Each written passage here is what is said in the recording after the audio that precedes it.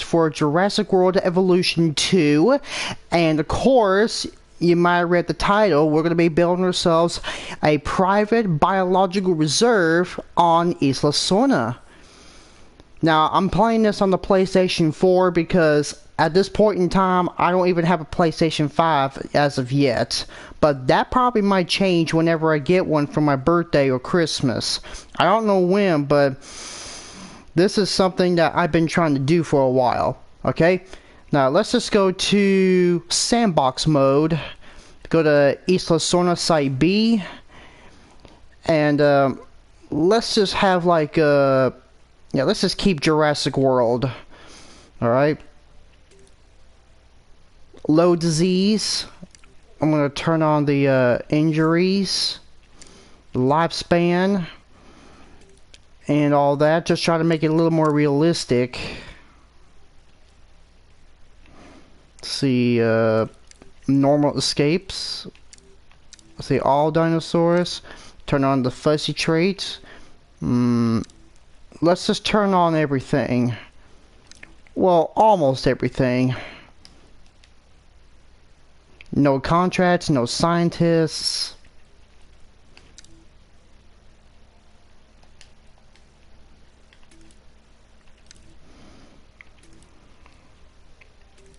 See, no, we're not doing any of that.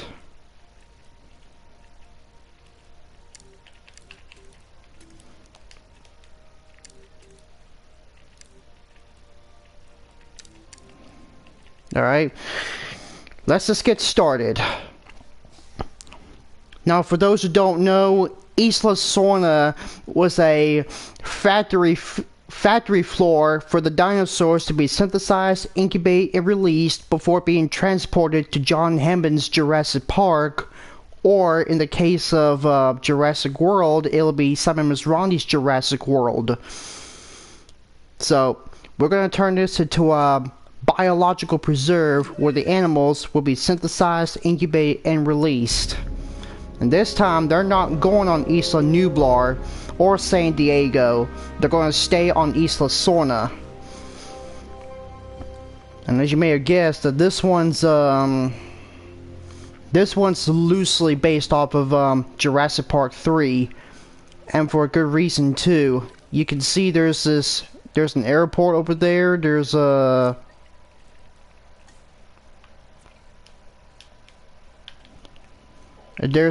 Site B factory, and then there's the aviary. And if we fly by over here, we can also see that there's a paraglider somewhere. But oh, there it is. That's the same paraglider we see in the third movie. I'm a little disappointed with this one because it's not. Let's just get some construction going. I'm gonna place one right there.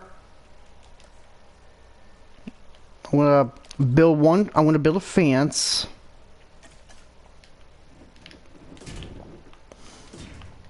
Now, we're not gonna have every cannon species from both Jurassic Park and Jurassic World. I'm gonna put most, but not every single one of them.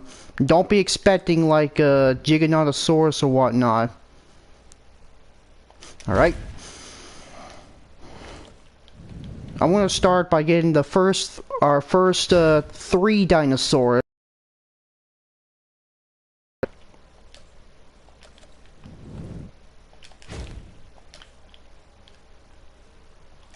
Alright, I'm going to go ahead and get a pathway over to here.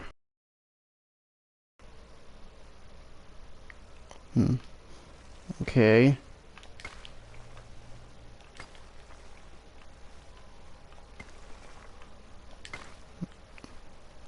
And there. That should do it. Alrighty then. Ooh, forgot about that path line.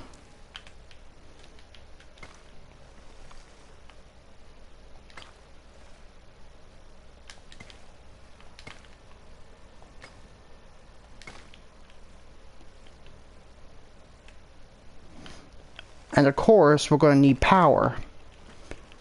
Now, before I add some power, I'm going to get like a response facility right behind here. And I'm going to put a paleomedical facility over here.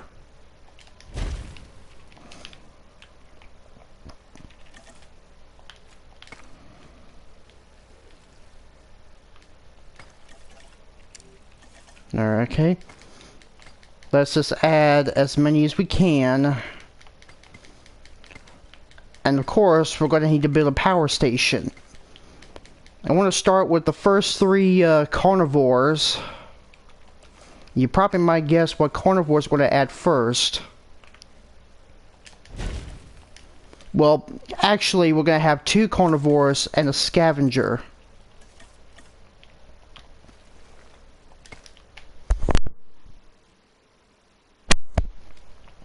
Alright.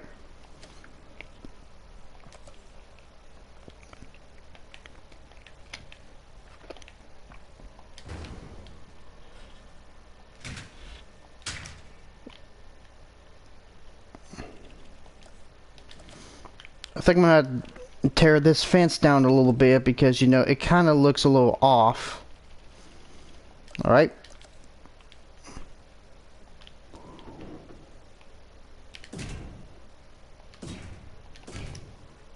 Alright. Let's go ahead and let all this construction get settled in.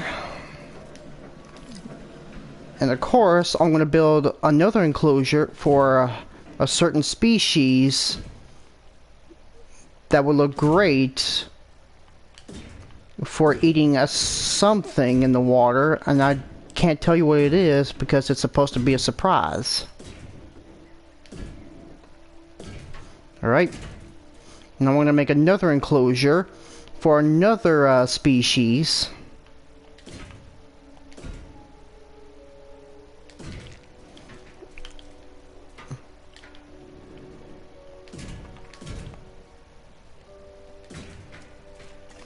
And I'm going to have to build a private fence so that way the other dinosaurs don't look at each other.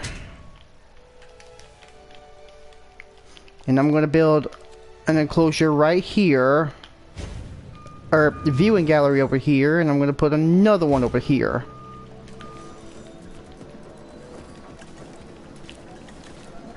Alright. Let's get busy with the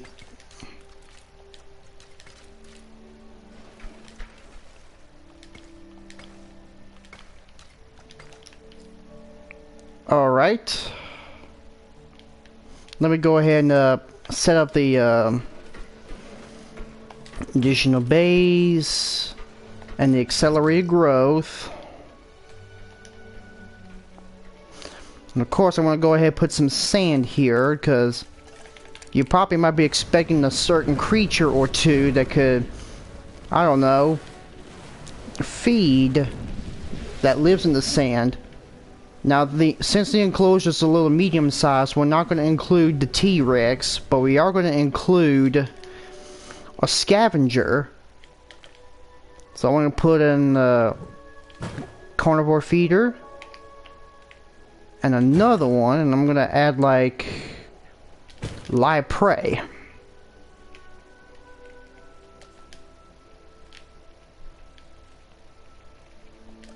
Oop. I'm going to go ahead and get rid of this private fence and replace it with that.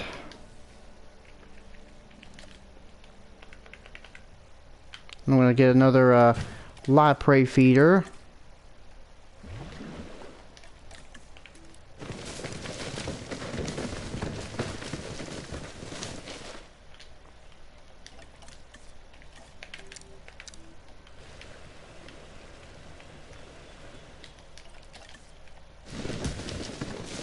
I'm gonna add some trees.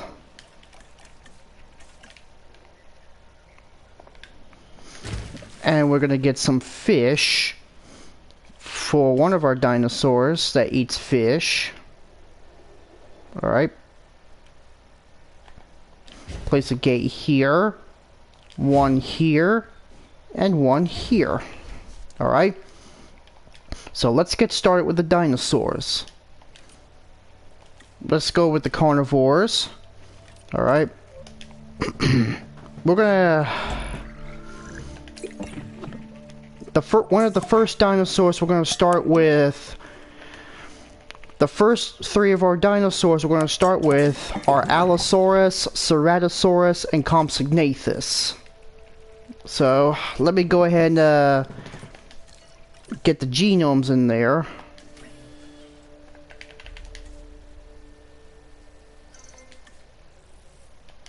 Oh, that will not do because, oh, we're not adding aggressive Allosauruses. We're gonna add we're gonna add the ones that are not aggressive. Next, we're gonna add Ceratosaurus.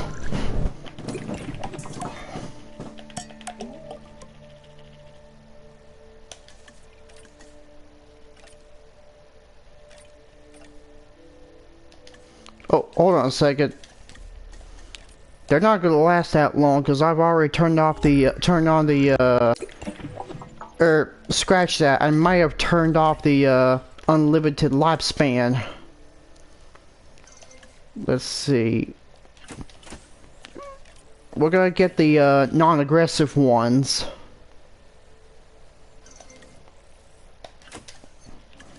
Alright. Ceratosaurus is next.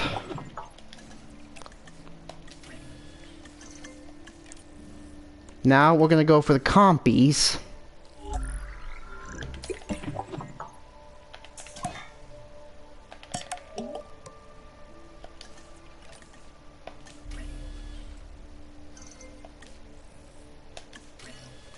Now let's get started with the incubation process.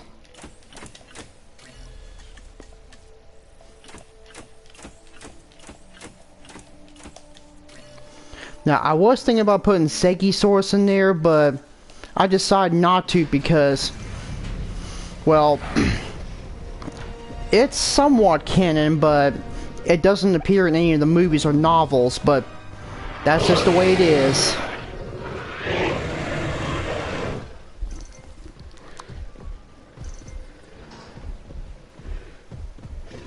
I'm Claire Deering. I used to be management until things went awry. Now I'm more of an advocate.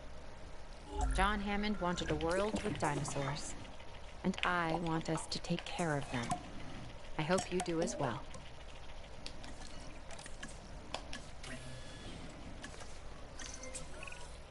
Now this dinosaur is something special.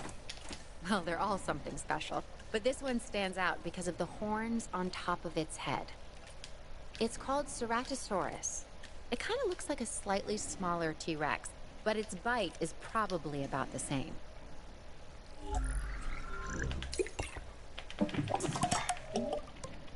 Yeah, as you can see, I'm actually doing something here. I've already got the Dilophosaurus already in synthesis. The next dinosaur I'm gonna have is the Suchomimus. That was in Jurassic World Chaos Theory. And I'm gonna go ahead and exploit my Suchomimus with the baryonyx. And I'm also gonna have Spinosaurus at least put in its own enclosure. I'm not gonna have Spinosaurus just yet. I just need a little more time to get the first of my carnivores here.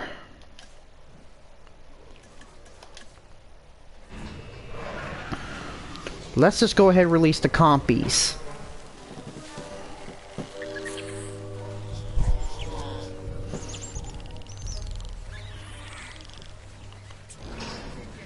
Science is everything. It brought the dinosaurs back from beyond the brink, and it is keeping them here now. I hope you understand how vitally important this is. Oh, I haven't introduced myself. Dr. Kajal Dua.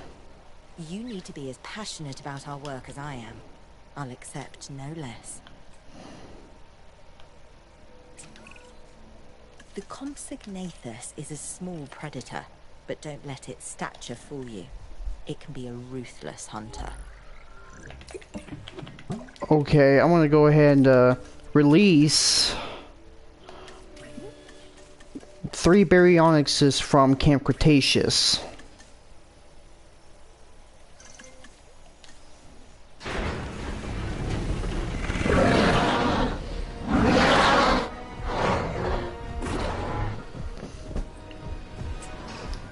Every dinosaur that's recreated is important, but some also capture our imaginations. The Allosaurus is one such animal. It is believed that in its original environment, it was squarely at the top of the food chain. I'm interested to discover if that's true, given the opportunity.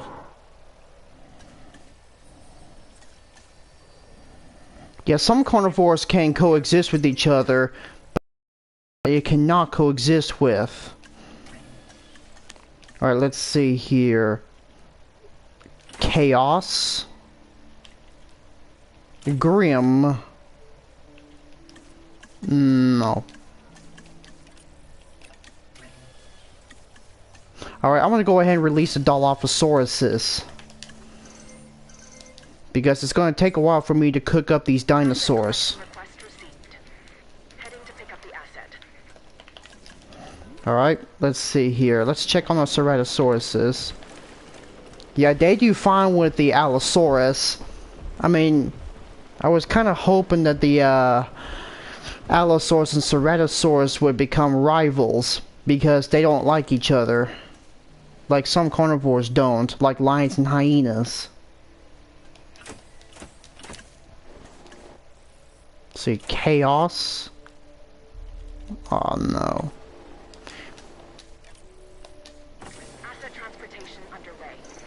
Okay, what I'm gonna do is I'm gonna try to paint the environment. Asset has been delivered. Have you had a chance to meet Isaac Clement? His job is to make what we do here with the dinosaurs entertaining. Because these animals need more than just care. They need to be understood. And if people enjoy their time with the dinosaurs, they're more likely to support our cause. This dinosaur, the Dilophosaurus, has a distinctive neck frill it can expand when it senses danger. It's also been known to spit into the eyes of its prey, blinding it before it goes in for the kill. Asset delivered. Transit has commenced.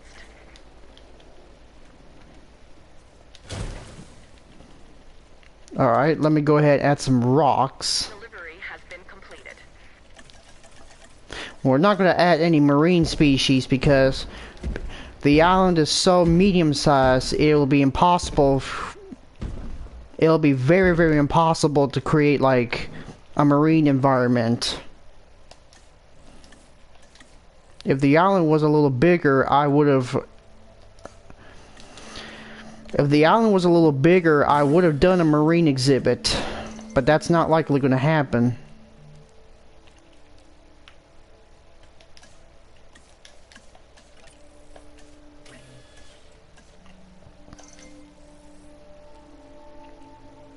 Ah, perfect. That is perfect right there.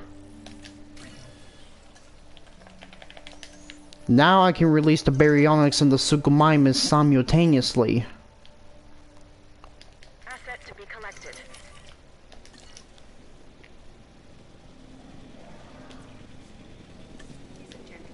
We are pleased to welcome a Baryonyx.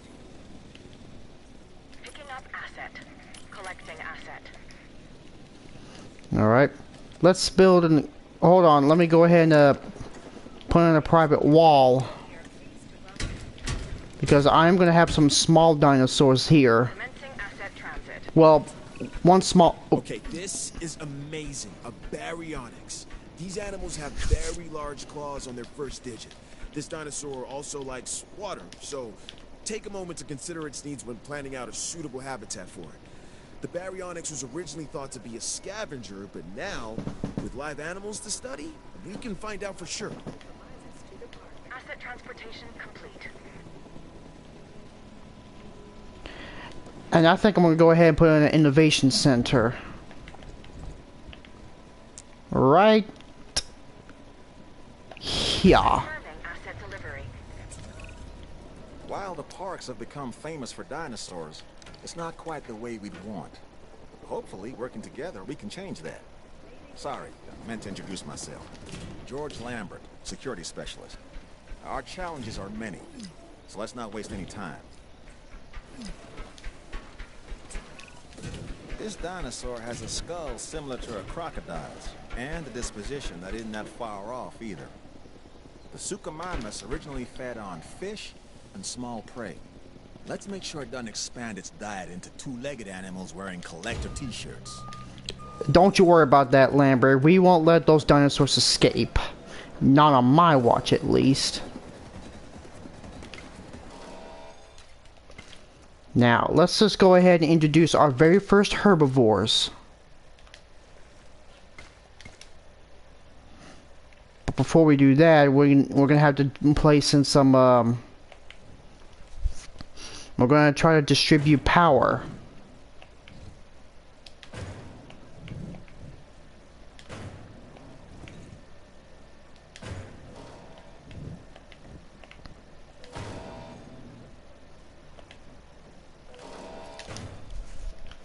Okay, let's go ahead and introduce our very first herbivores.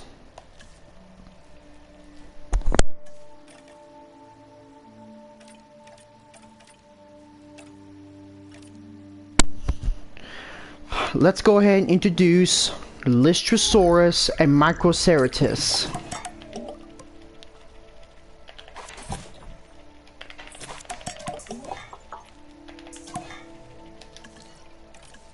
Okay, hold on. Do I have the lifespan on?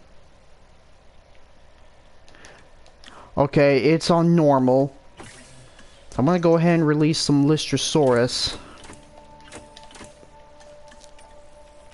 And I'm gonna do Microceratus.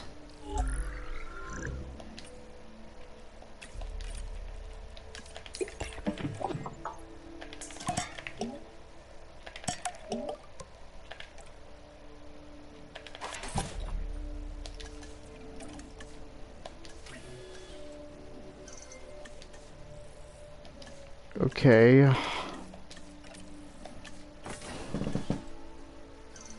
This is not what I'm planning on doing, but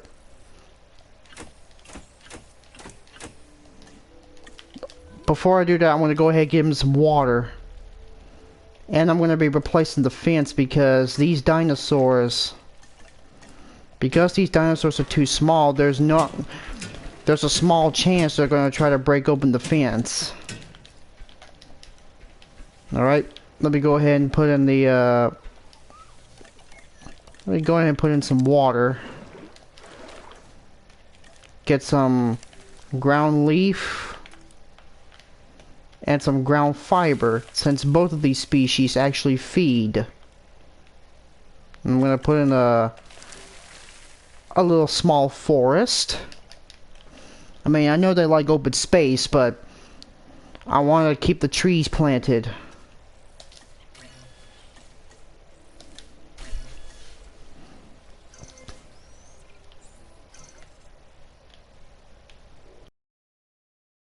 En route to pick up the asset.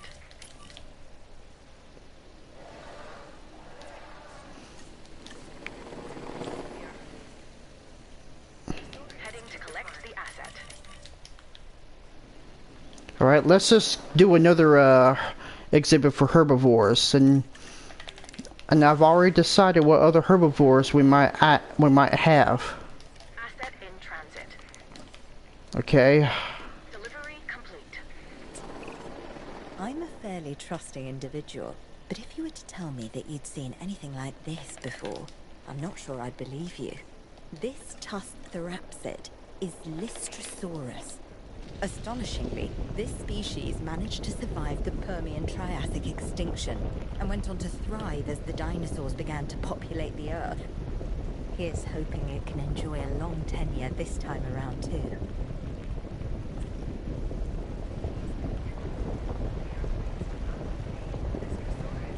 Transporting asset. Okay, I'm just gonna flatten the terrain a bit. Asset has been transported.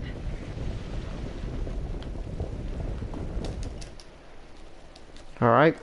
Now, I'm gonna go ahead and make myself an enclosure. Transportation underway. Transportation complete.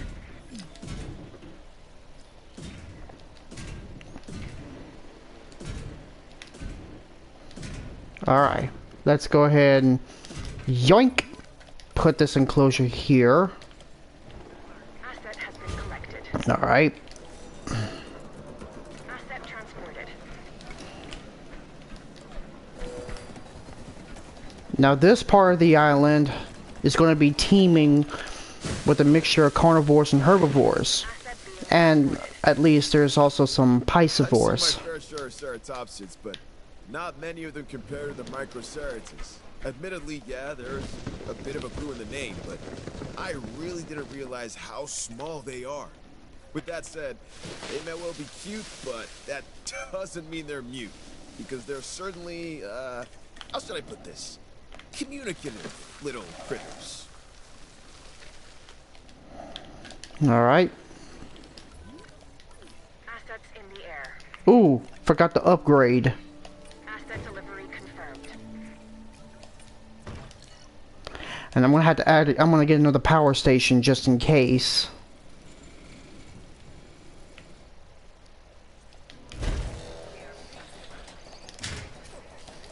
Asset transportation in progress. Asset has been delivered. Alright. Let's see. I got a feeling that we're gonna introduce some Ankylosaurus. Ankylosaurus, Ankylosaurus, what's the difference? We're gonna have Bumpy. That's the first dinosaur we're gonna have.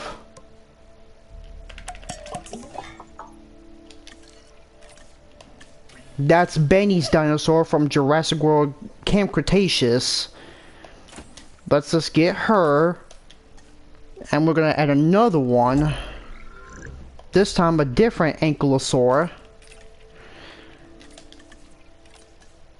When I was a kid, I pronounced them as Ankylosaurus. Ankylosaurus. Oh, we can add two more.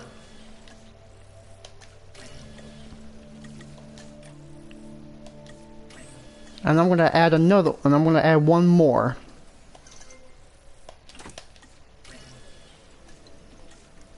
Delivery has been completed.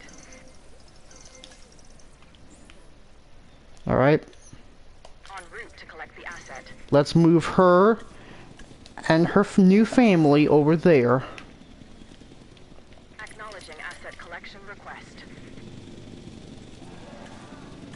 Transit has commenced.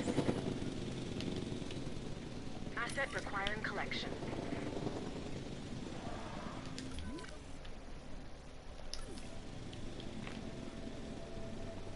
Asset has been transported. Alright. They call this the Ankylosaurus. I call it an armored ball of walking, breathing trouble.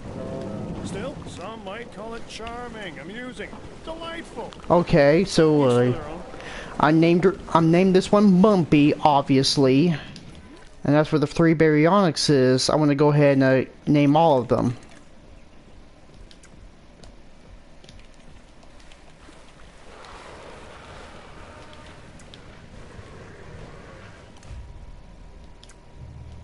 Asset transported.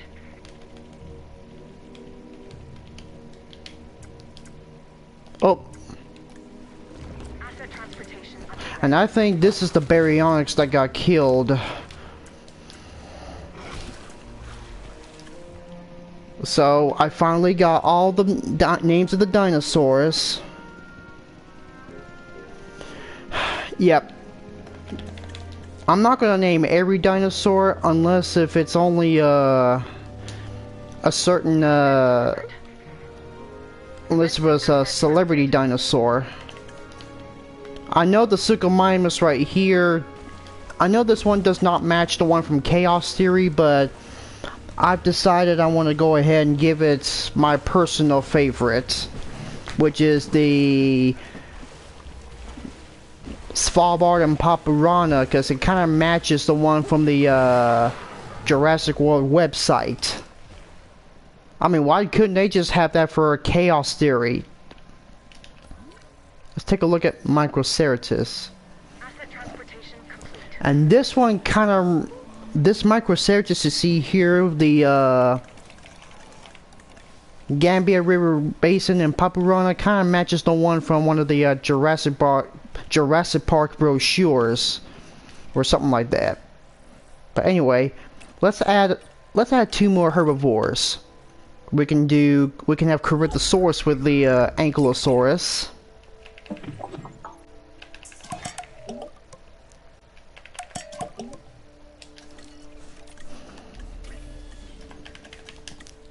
And of course, Ankylosaurids are one of the few dinosaurs that can coexist with some ceratopsids. Delivery complete. En route to pick up the asset. Wait, how's our Ankylosauruses? Ooh. Ooh. Ooh. I think that's too much water, so I'm gonna have to shrink the water some. I mean, I'm not gonna take away all of the water. I'm gonna cut down some of the trees. This is Owen Grady. He's an animal behaviorist that specializes in training velociraptors. Which means that he's a little... what's the word I'm looking for? Determined? I say that with all respect, of course.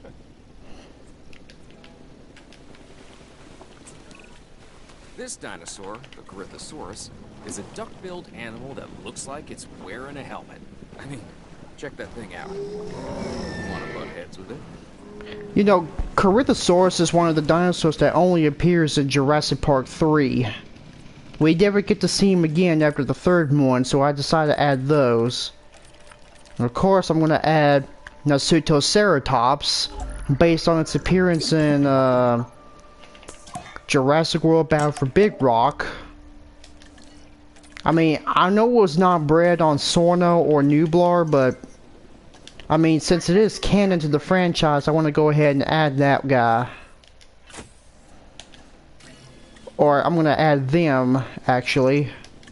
Alright, let's just go ahead and move these guys over here.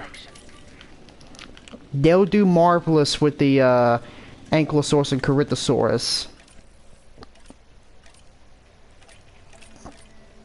And of course, we're going to add Sinoceratops, because that's one of the dinosaurs that some people are interested in. I mean, I would have added Pachyrhinosaurus, but I decided to go for Sinoceratops because it's actually one of the dinosaurs from Fallen Kingdom.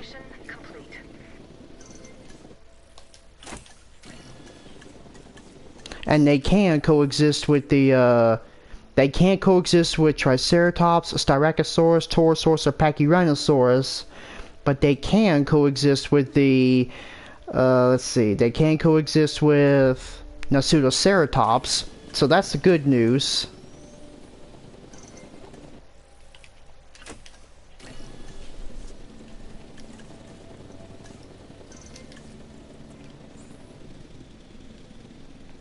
No problem.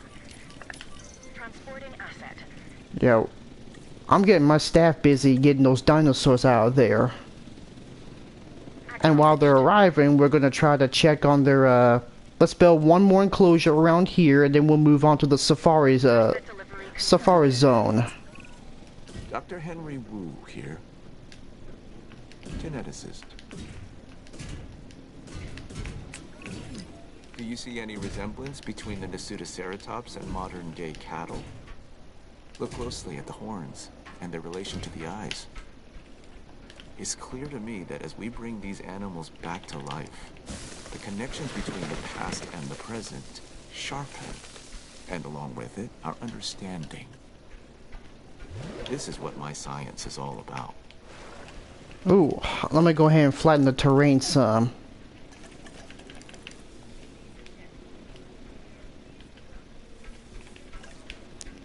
Asset transported. Ooh. Yeah, that's the tool I was looking for. This is supposed to flatten terrain, not smooth it.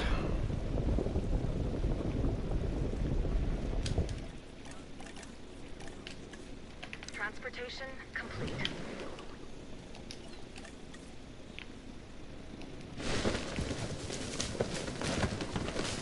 Get some trees.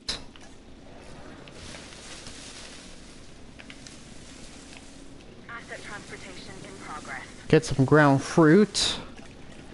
And some ground fiber.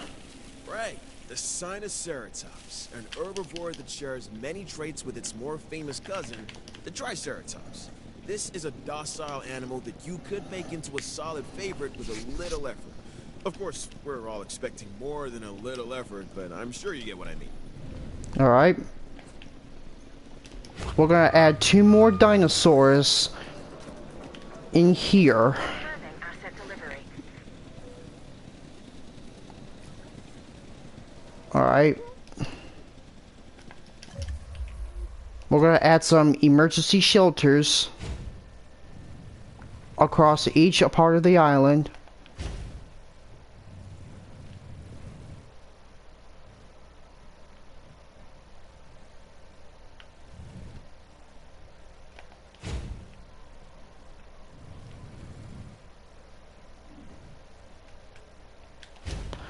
Alright, let's go ahead and get those restrooms ready.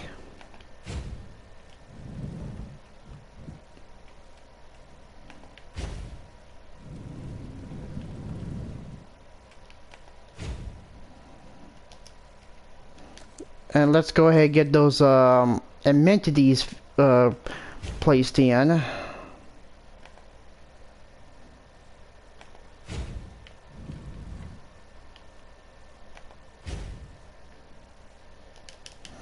Okay, that should be fine for now.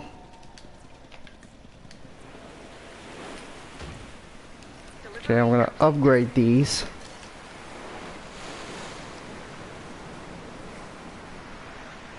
I'm pretty sure you might wonder what I'm gonna add next. Well, I'm gonna add... Let's see, let's just do Kentrosaurus. I mean, they'll do swell with the, with another dinosaur. Alright.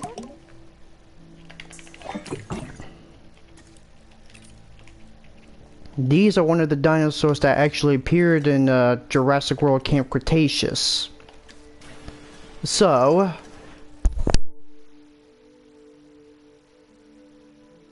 sorry about that. Anyway, let's just take a look and see who we're gonna add. Okay, we got the pierced skin.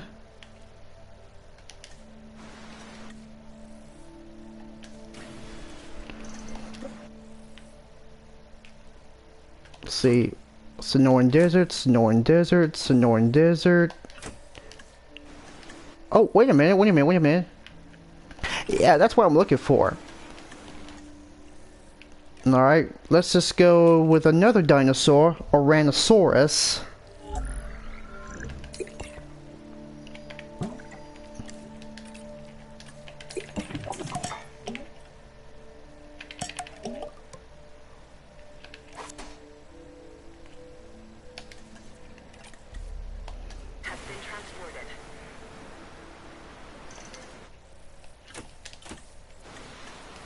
The ones that are skittish, we're not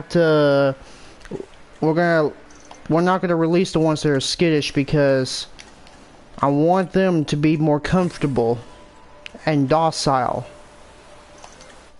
I mean, they were not docile in Camp Cretaceous, they were aggressive. They're not like Sinoceratops and whatnot, but still, we're gonna have these dinosaurs. Yeah, there's a lot of dinosaurs that the Stegosaurs and Ankylosaurs don't like. I know they don't like carnivores, but they also don't like Stegosaurids. Some Stegosaurs don't like each other. Gigant Spinosaurus likes either Huayingosaurus or Chunkingosaurus. I mean, that's kind of a big downer for me. The Kentrosaurus is another of those spiky-backed dinosaurs. A dinosaur that relied on intimidation to keep the predators at bay. And failing that, a difficult meal to catch and chew. Think of it as a prehistoric porcupine. Yeah, there was a storm coming on, so I'm gonna have to get everything,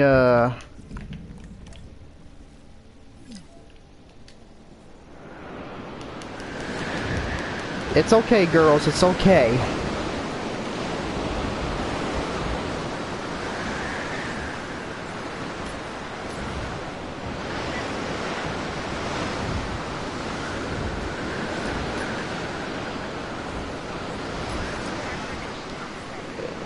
No need to panic, it's just a storm.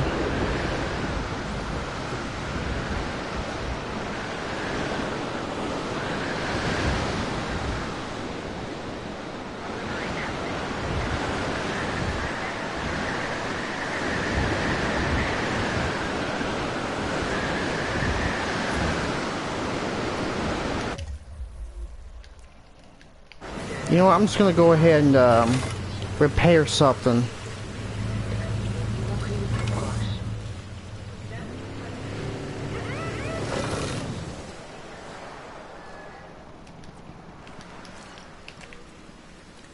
Let me go ahead and cure the one of the dinosaurs. The hurricane is starting to pass. Please resume your working activity.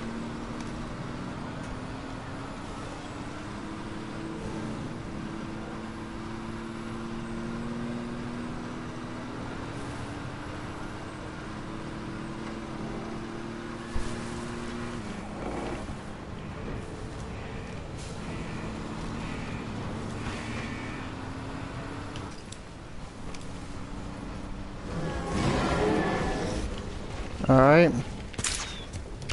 It's got a minor fracture, so it's not too serious. Whew. Look at all those dinosaurs.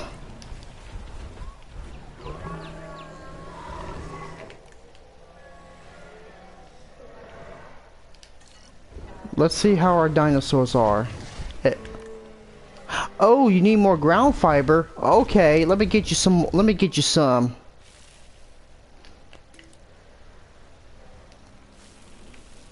There, you guys feel better now?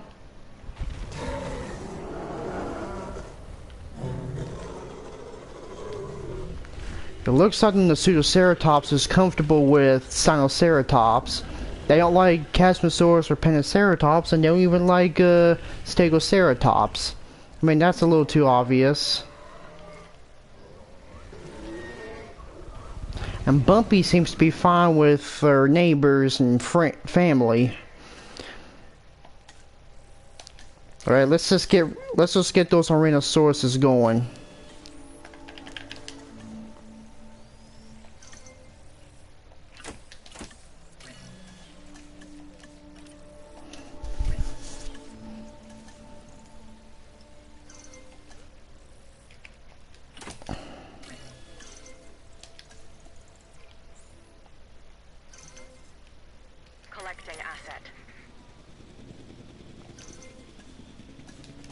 Alright, now the Tyrannosauruses are ready.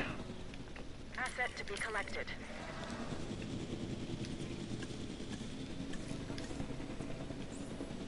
Assets in the air.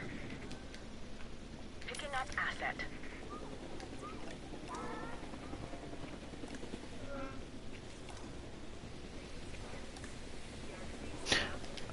There's Pierce. This one's more my speed. The Tyrannosaurus is named after the Arabic word for courage, which is kind of my thing. This dinosaur is easy to care for and really only wants a comfortable place to eat and rest. And to be left alone. Sound like anyone you know?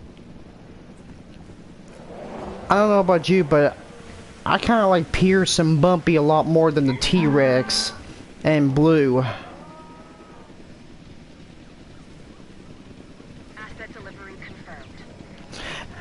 Both of these dinosaurs actually look great together.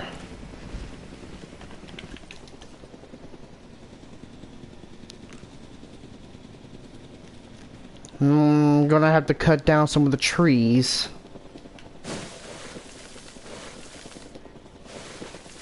Asset transported.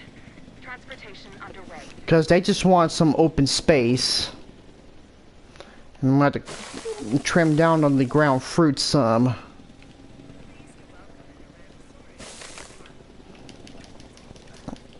Transit has commenced. And of course, the Cantrosaurus needs some ground fiber.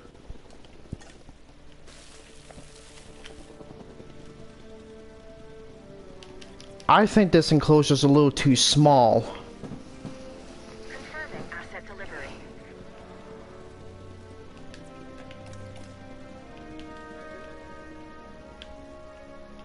Yeah, oh no. I think, oh yeah, the enclosure is really, really fine. Okay. Now then. I think it's time we get ready to start a safari zone. This area out there, this entire area out there, you see where I'm circling around? That's going to be a safari zone. So what I'm going to do is I'm going to try to close up 2 gaps so that way I can make a safari zone.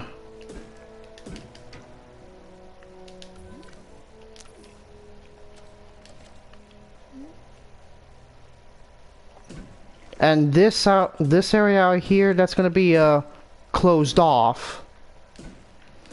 This is for the well, this is going to be for the people to settle down here for a while. Alright, let me go ahead and get some enclosures ready.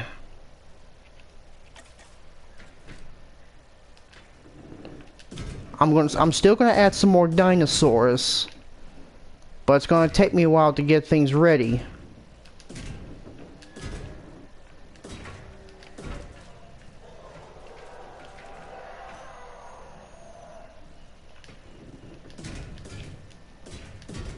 So like I said, I'm gonna be adding a few carnivores. I'm not gonna add a whole bunch of carnivores. I'm gonna add some of the dinosaurs that appeared in Jurassic Park, The Lost World, some of the dinosaurs that appeared in The Lost World, Jurassic Park 3, and of course, Jurassic World Fallen Kingdom.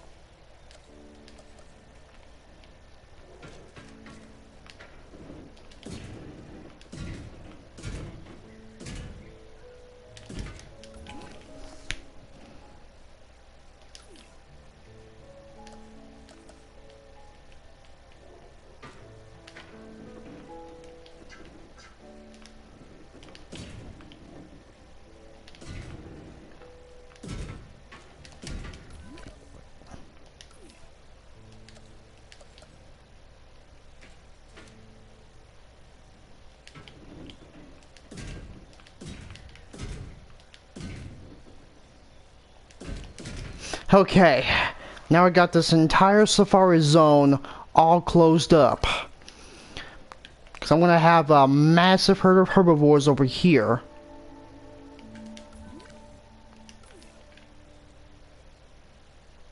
Alright.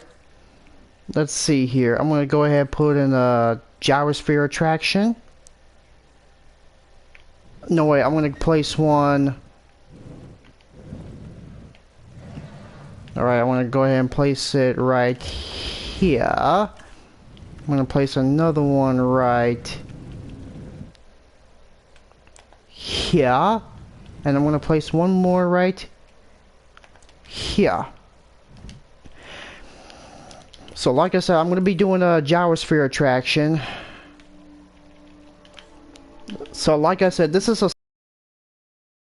to add like a few dinosaurs as soon as I get the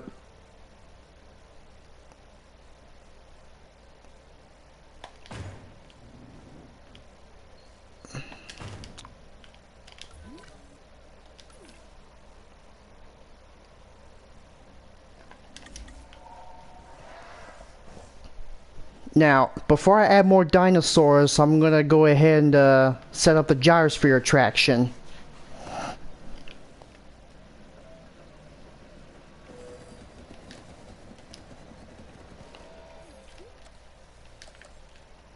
I wanna add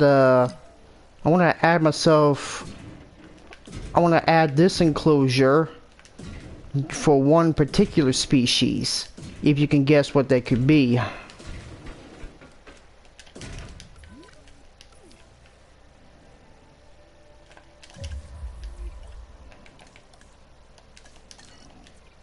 And we're not going to open the gyrosphere attraction until further notice.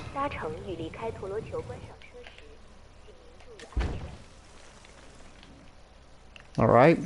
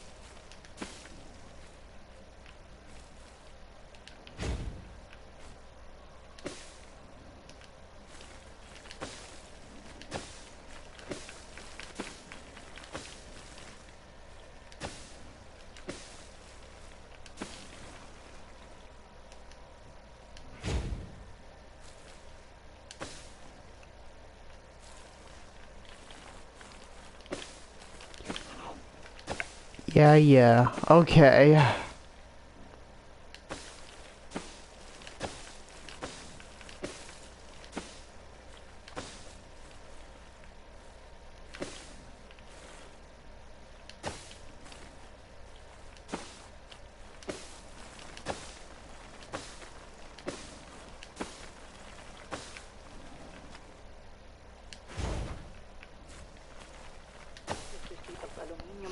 And that's one safari zone taken care of.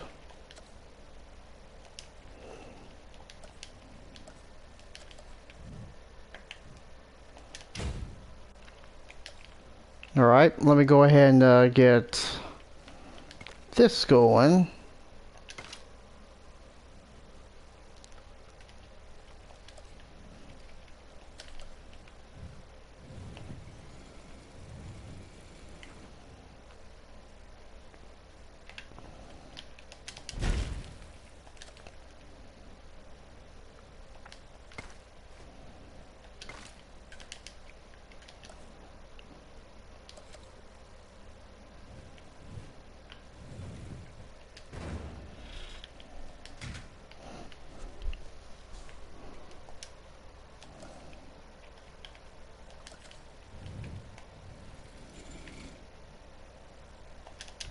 Boom.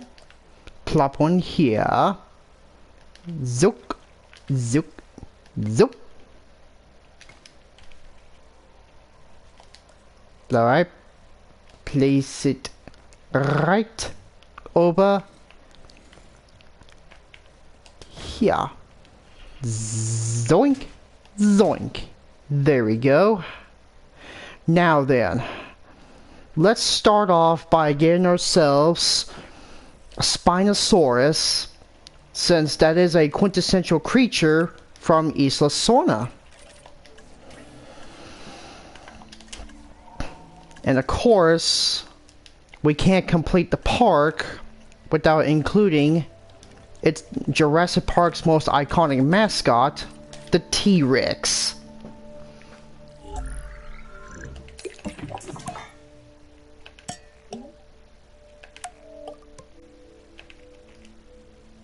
I am thinking about putting the Buck and Doe T-Rex. And the reason is because, well, I kind of like the Lost World T-Rexes a lot more than the Rexy. Alright.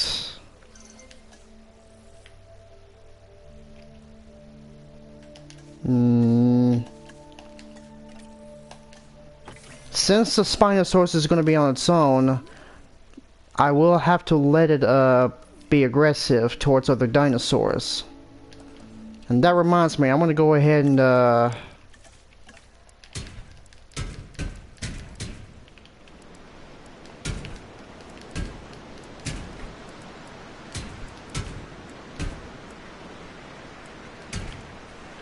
keep...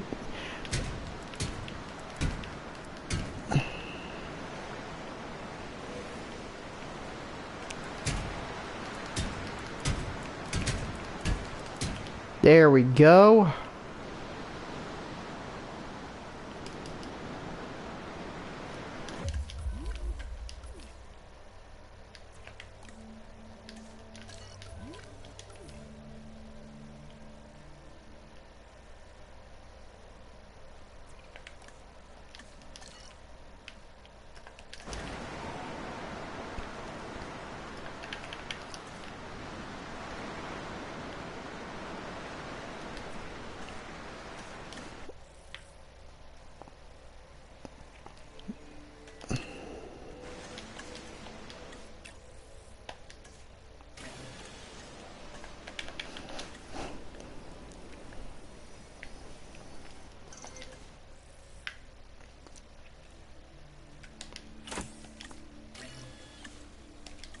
Alright, let's go ahead and release the Spinosaurus. Have it right here. Alright. It's a fish eater, so... Transporting asset.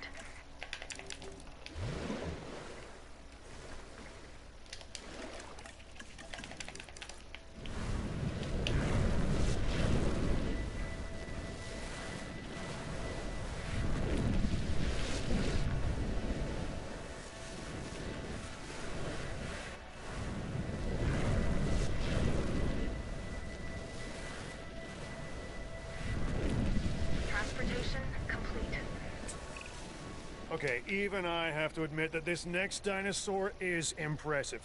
The Spinosaurus is perhaps the largest of carnivores. Of course, I'll never get close enough to one to see for myself, but that's why I have you. Acknowledging asset collection request.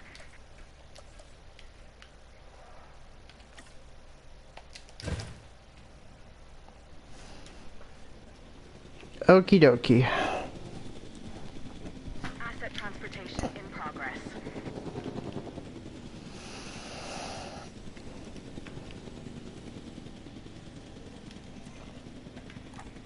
Pleased to welcome 欢迎搭乘陀螺球观赏车，您可以尽情的近距离观赏我们不可思议的史前动物。Asset has been collected. Bitte passen Sie beim Betreten und Verlassen der Virosphäre auf. Attention, please. This attraction is currently closed. We are sorry for the... Okay. Now we open the Safari Zone. There isn't a more iconic dinosaur than the T-Rex. Even people who don't know the difference between herbivore and carnivore know all about the Tyrannosaurus Rex. And when you see her up close, feel her gaze, you understand why the T-Rex was the ruler of the Cretaceous period. Just thought maybe I'd make this enclosure a lot more bigger because I am gonna have like some even bigger dinosaurs. Alright. Let's go ahead and... Oh, that reminds me. I want to go ahead and add the Velociraptor. The infamous Velociraptor.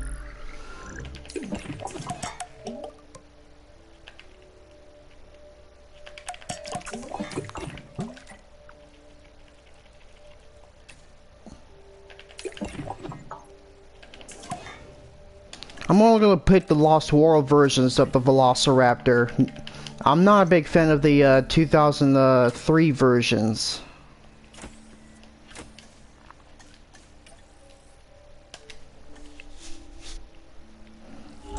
We're gonna add some more herbivores in a little bit, but I'm gonna try to add the raptors, because no Jurassic Park adventure can be complete without its velociraptors.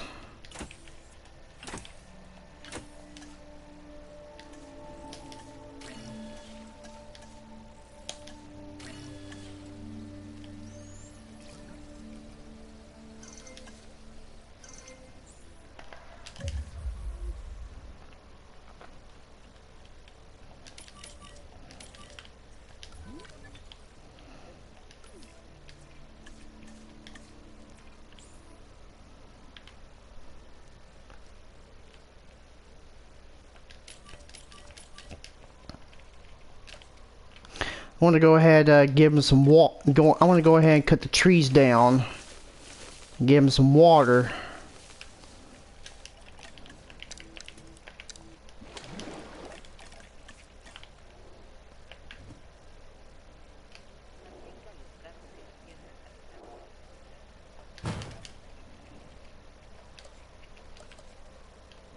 All right.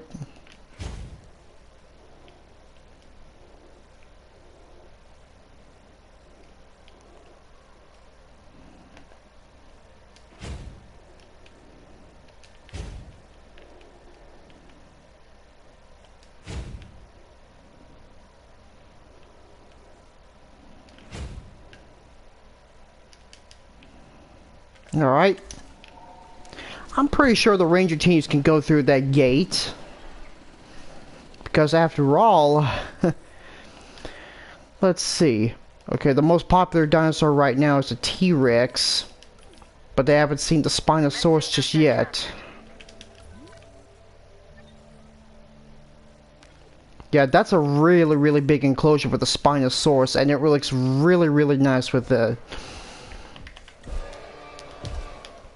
And when they come by to see that Spinosaurus, the T-Rex's popularity is going to shrink down. I'm sure of it.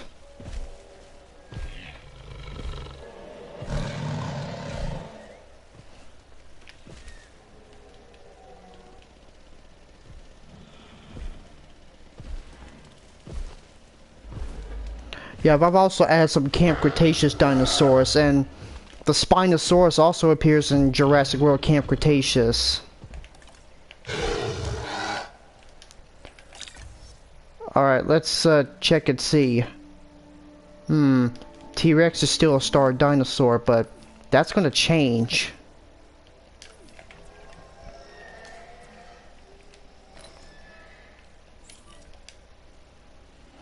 Alright, repair that, please.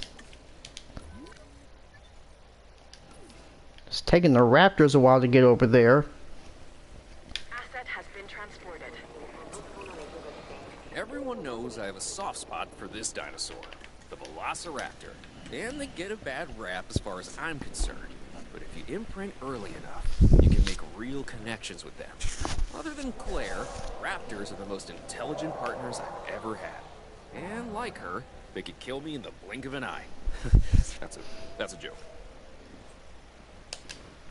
Okay. Asset being transported.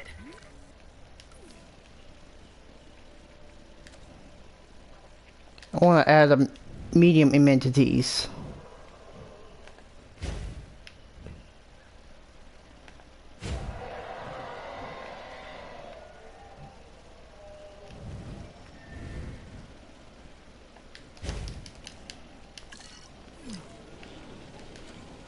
Ladies and gentlemen, we are pleased to welcome a velociraptor to the park.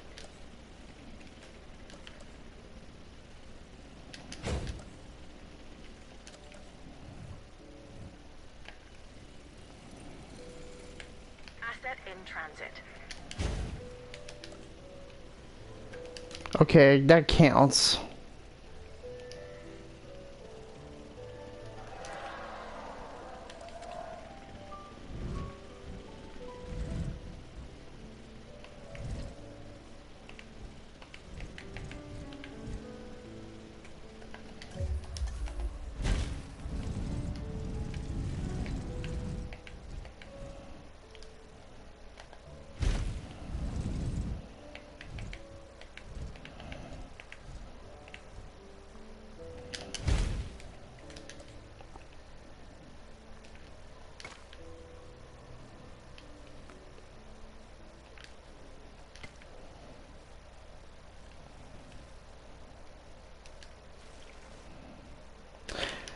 And I'm pretty sure the transport rating is not going to be a problem since I've already got like a...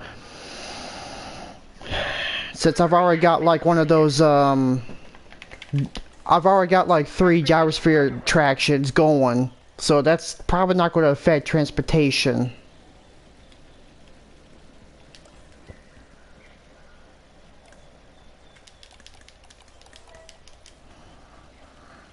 Asset transportation underway.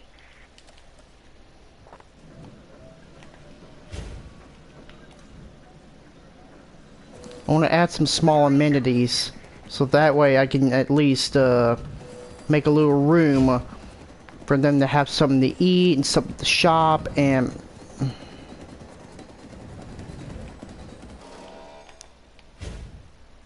Asset delivered.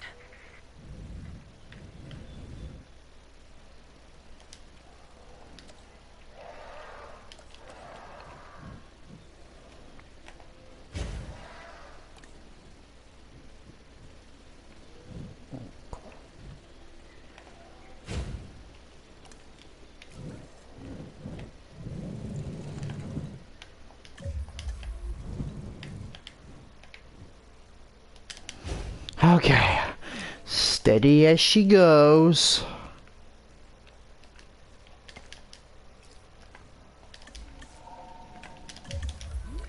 Oh, that reminds me, I need to check on their environment. Okay, they got plenty of open space. Don't worry, boys and girls.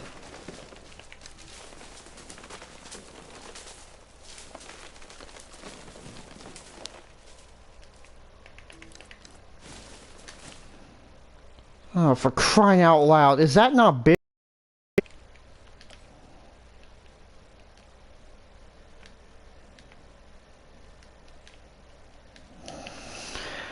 Alright, let's try something here.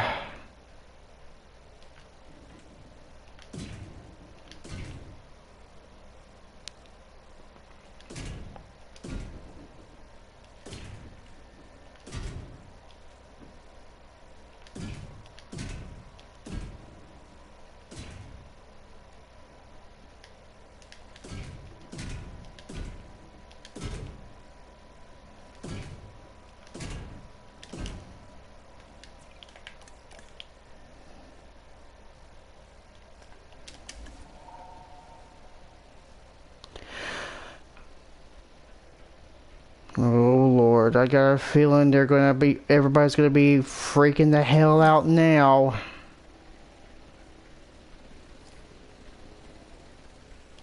Oh, oh, oh, oh, oh, oh, oh, oh, oh, oh, oh, oh. Let me go ahead and let me go ahead and close everything up. I'm gonna close the park. It's a big risk, but someone's gotta do it.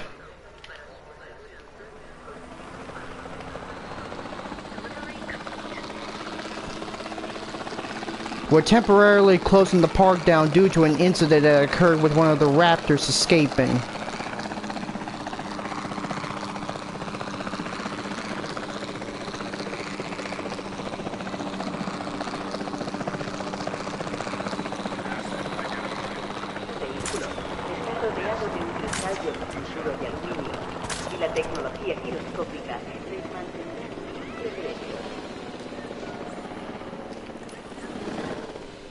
Heading to pick up the asset.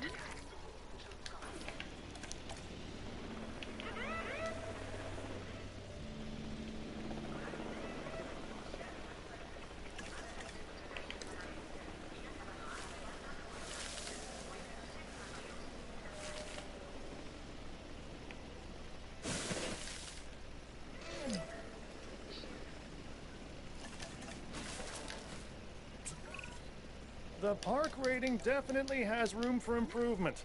Whether the park has room for you remains to be seen, huh? Improving your results would help, he said hintingly. Huh?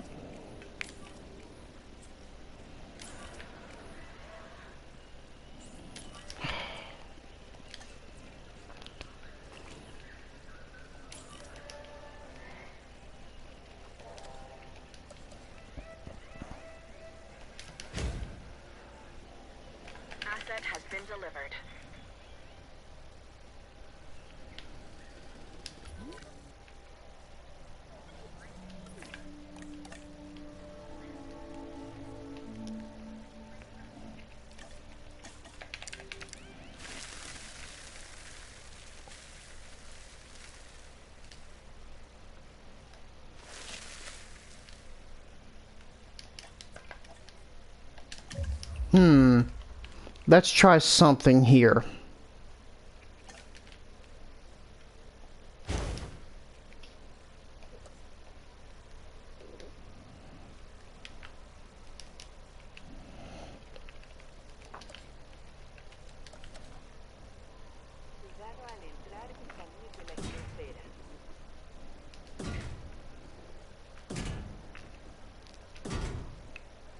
Alright. We're still trying something here.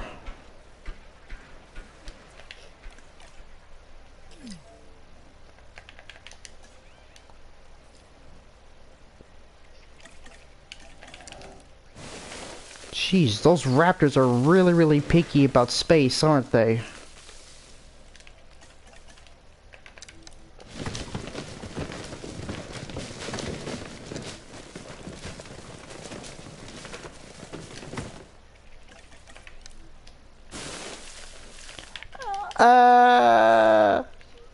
Close enough.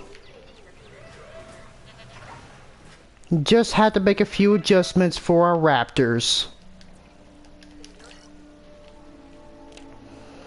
It looks like everything is all clear.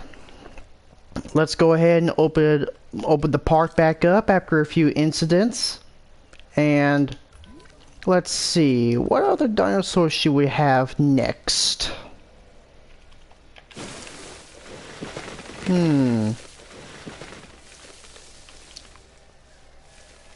Ooh, I almost forgot about that one.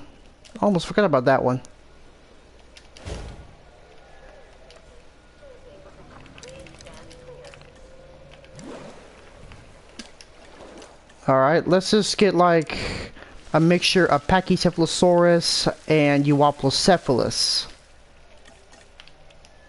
Those are my next two dinosaurs. And they prefer to live in an open environment, so that's probably going to be it.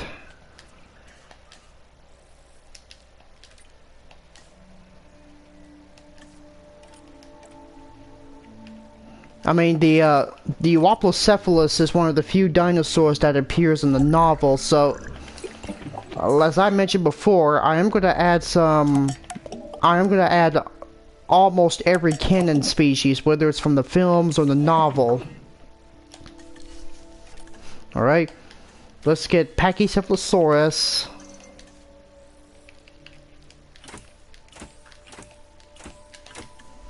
We're not having Pachyrhinosaurus because, you know, it'll be a lot similar to the Sinoceratops. So, we're gonna place them right about here. En route to pick up the asset.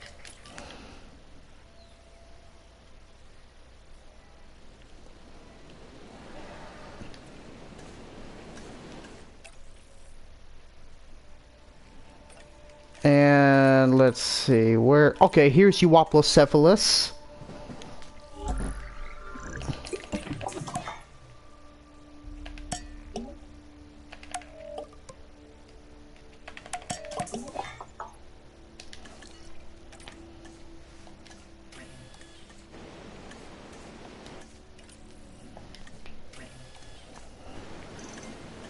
Asset in transit.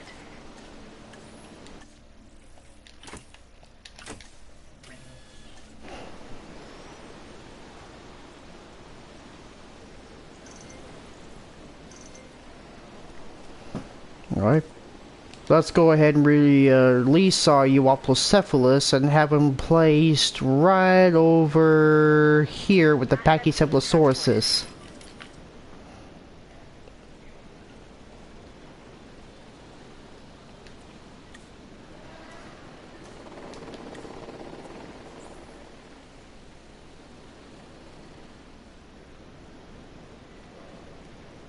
Task received.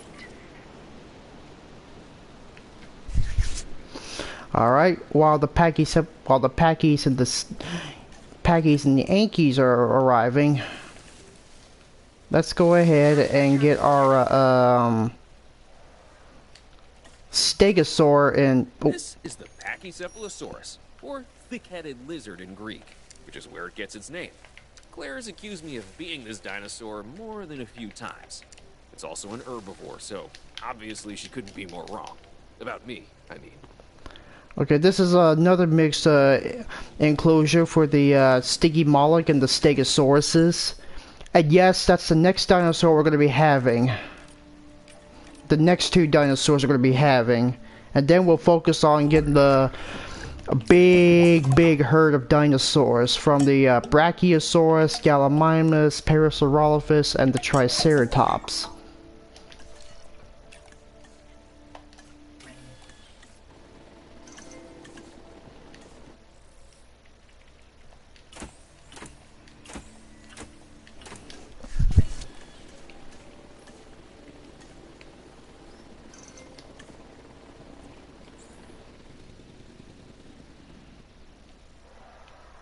Setting additional task.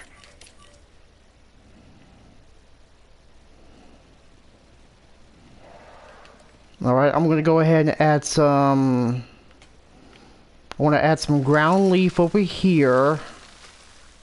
Delivery has been completed. And I'm gonna add some, like, tall nuts.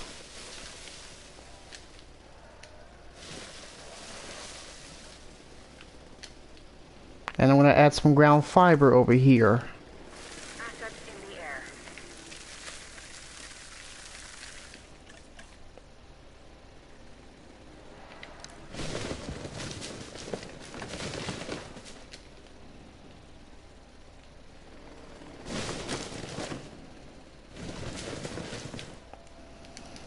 I'm pretty sure these dinosaurs will be fine.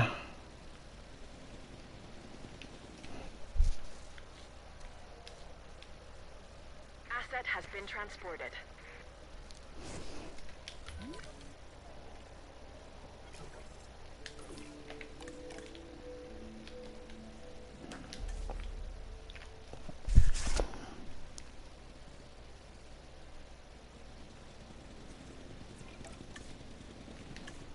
Alright. Stegosaurus, let's see if we can get you in the enclosure.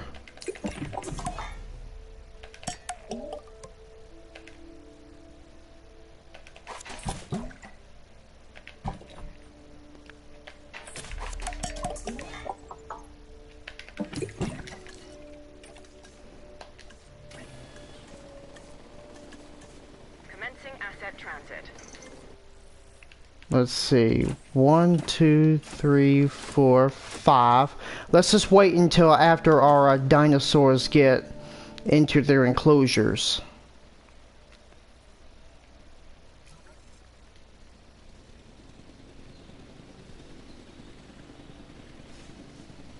Asset transportation in progress.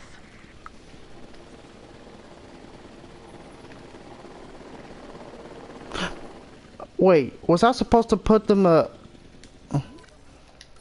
Wait a minute. Complete.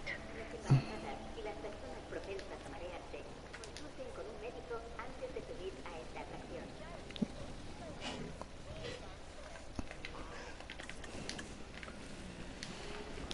I'm gonna have to sell these packies and replace. I'm gonna have to sell these packies and replace them because I don't like their skin patterns. They're supposed to be yeah, they're supposed to be Death Valley, not Yukon River. So I want to wait until all of them get settled in. I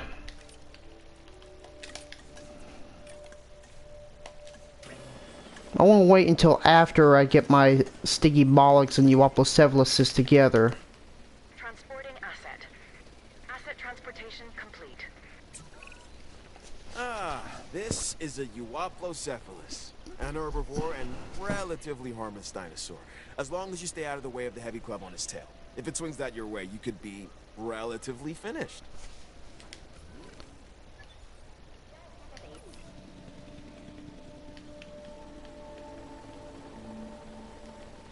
Asset delivery confirmed. This is the Stygimoloch, and it is one hard-headed dinosaur. It has an armored dome crowned by horns. Despite this, it's a social and relatively docile animal. unless threatened. Then steer well clear of it. This dinosaur can do a number on its enclosures and bash its way through any number of obstacles. Take that into consideration when you're planning its environment.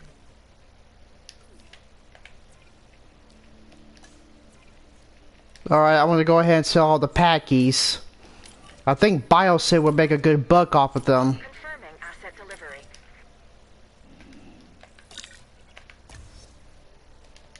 What the heck was I doing? Transit has commenced. Oh, okay.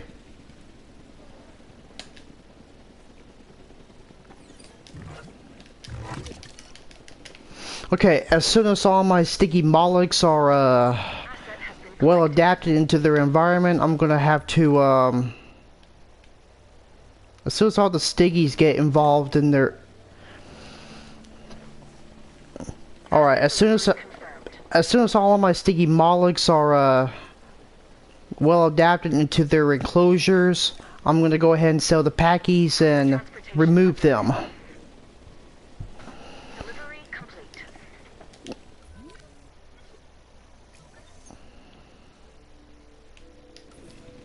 Asset has been delivered. And it seems that the... Aw, dang it! Again? Transportation I was supposed to put him in a... I was supposed to give him a...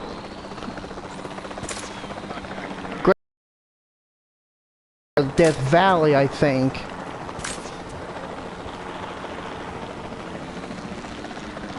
We're gonna have to... We're gonna get rid of all these dinosaurs firsthand.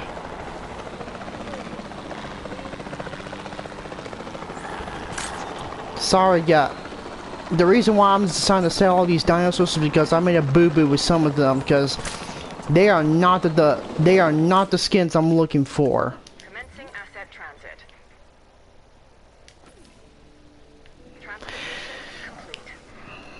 Alright. I'm gonna go I'm gonna have to do I'm gonna go ahead and do this all over again.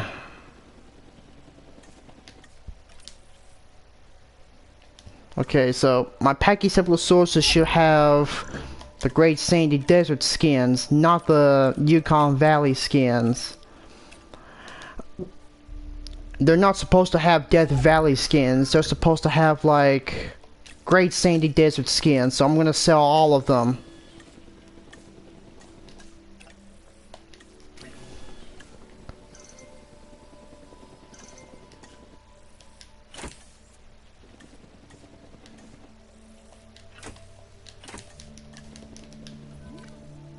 Transit has commenced.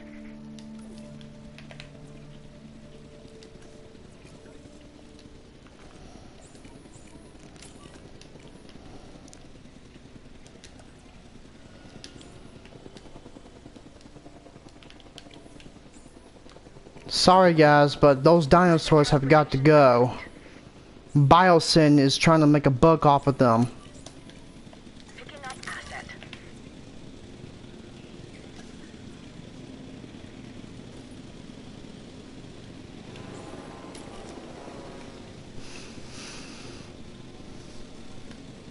Confirming asset delivery.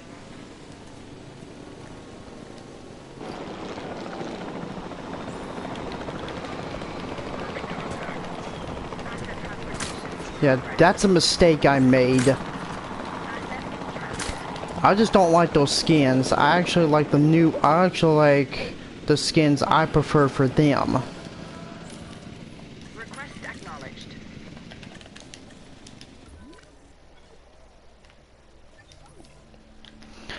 But before I do that, I'm gonna go ahead and get the Stegosauruses. And the reason why is because I thought maybe I would just do it all over again.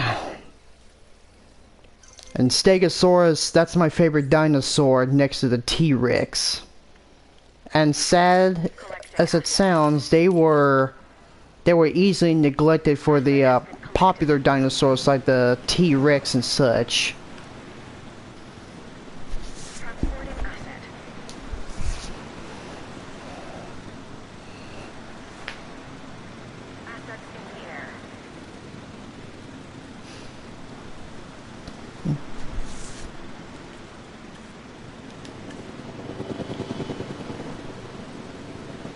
And I think that the Stegosaurus is the only dinosaur. Or, I mean, I think the Euoplocephalus would be the only novel canon dinosaur that's going to be in the park.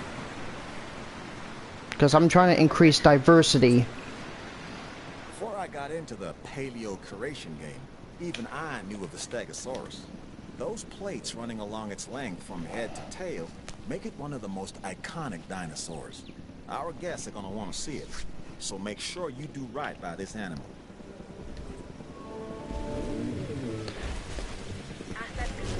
You know what's so special about the Stegosaurus?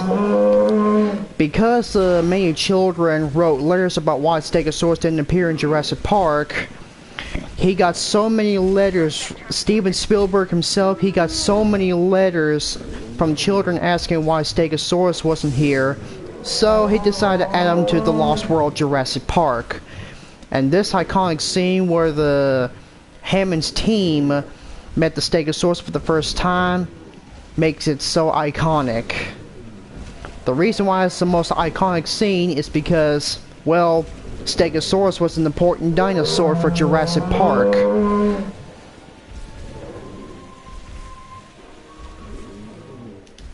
Let's see how they're doing.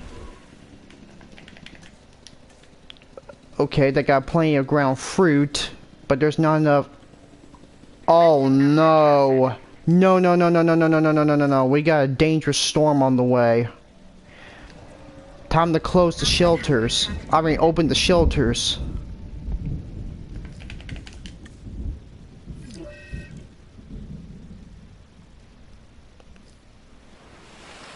Transportation underway.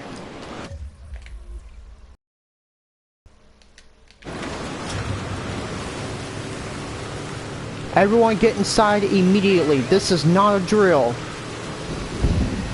Let's go ahead and get everything repaired.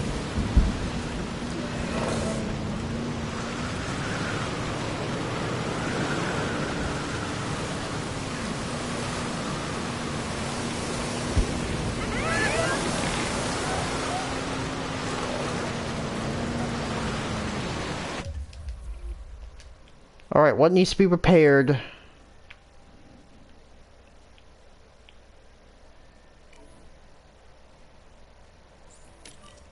Okay, that needs to be repaired, that needs to be repaired.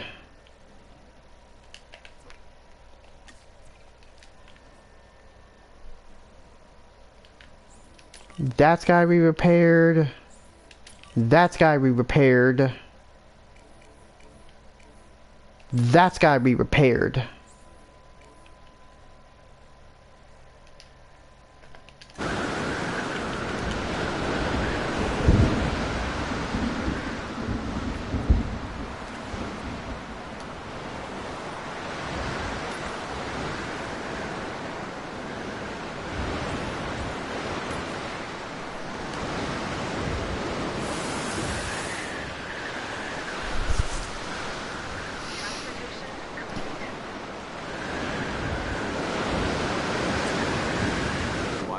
Dinosaurs to fight? No. But do they want to fight? For some, it is what they were born for, what they live for, and what they're willing to die for. That is a purity that few humans have. We're not ready to open the park up back just yet. We're gonna have to at least.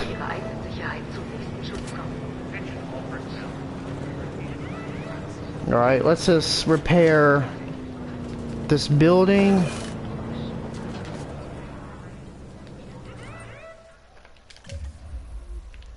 I can't have any of the dinosaurs escaping.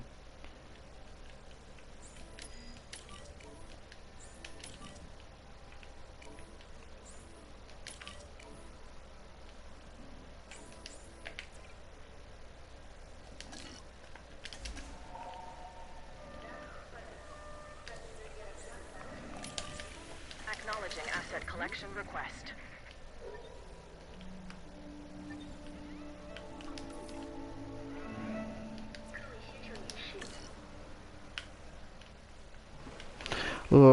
Suffering a concussion, so let's try this guy and put him right here.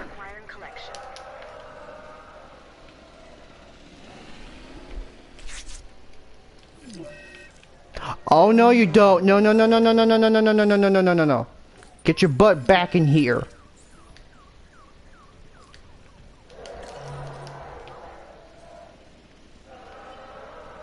Assets in the air.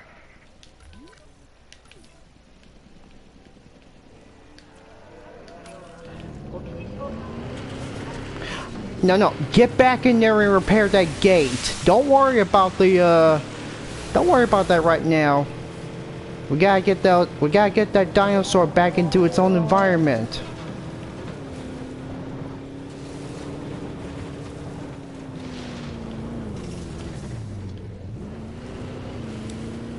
Alright.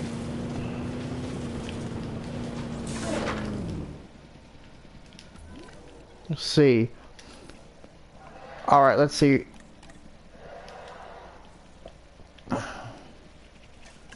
Okay. Transporting asset.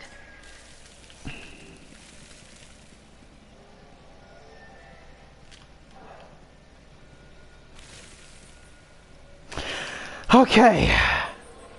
Now they got everything they needed. Okay, you guys are now happy in your environments.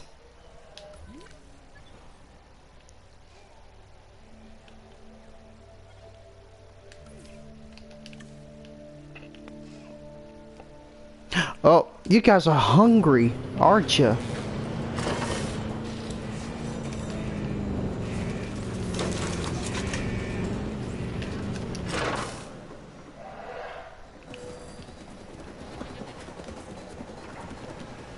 Let me dispense more goats, so that way y'all can get some more food.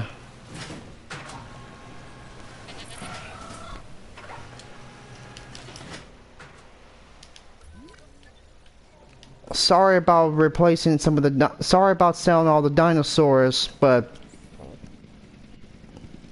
En route to collect the asset.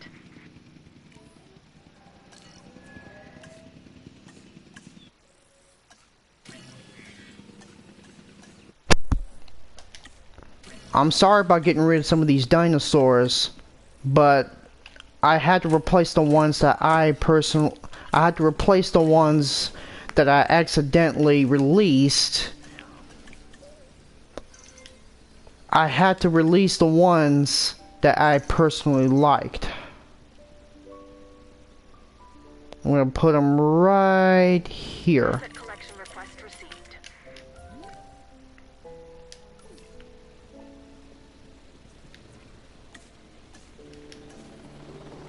I'm gonna go ahead and release the Euoplocephalus too. Adding task. Asset transportation. They could have made Euoplocephalus a medium-sized herbivore instead of a small herbivore. That same applies with Sauropelta. Delivered. Understood. Transit has commenced.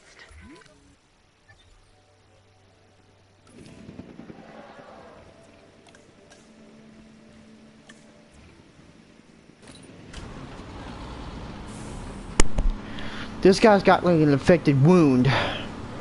So I had to replace some of the old dinosaurs I don't like with the...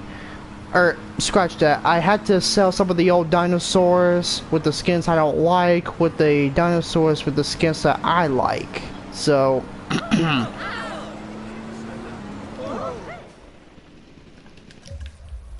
Wait, is there not a gate? Oh, footsickles.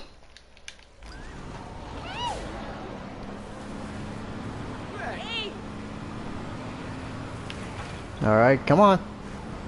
Come on. Alright. Don't worry. Don't worry. I got you. I got you. There you go.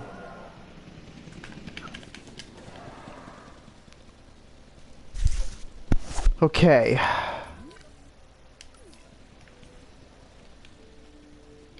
Delivery complete. See, how's the transport rating?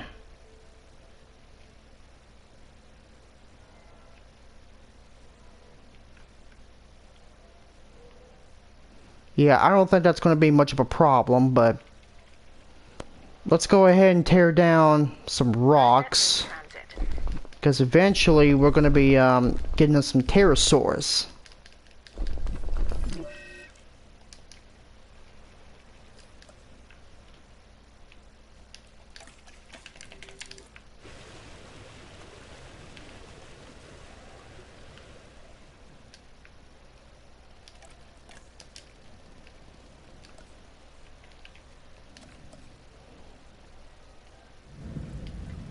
Asset transportation complete.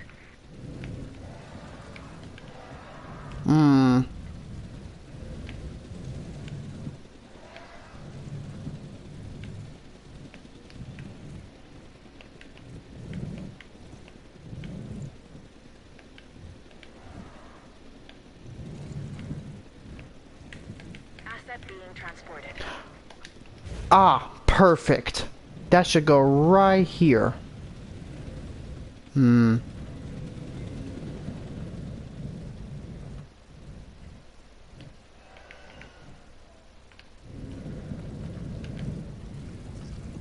Asset transportation in progress. Okay. That should do right here. Asset transported.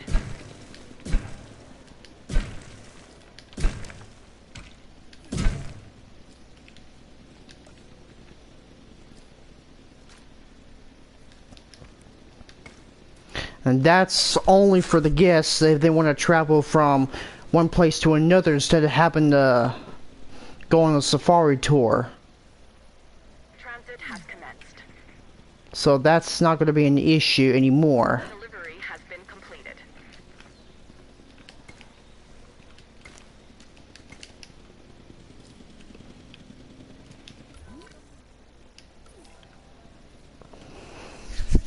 Assets in the air.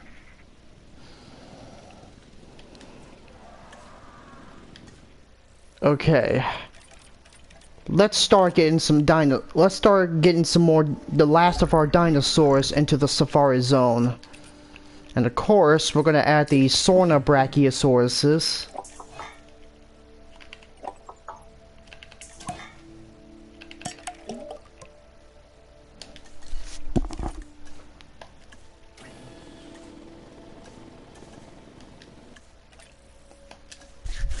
And the next dinosaur I'm going to have is the Parasaurolophus, after the Brachiosauruses.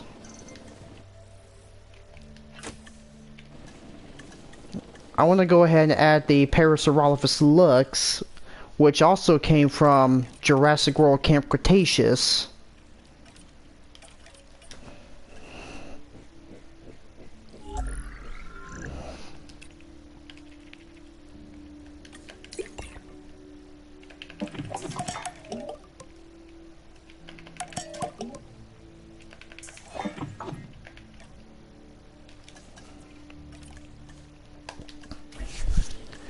Alright.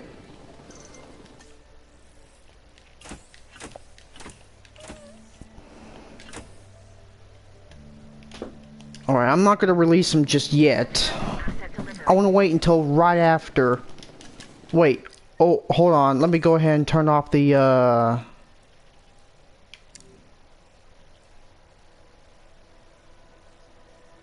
Yeah, I want to turn on the unlimited feeder reserves. That's probably the reason why.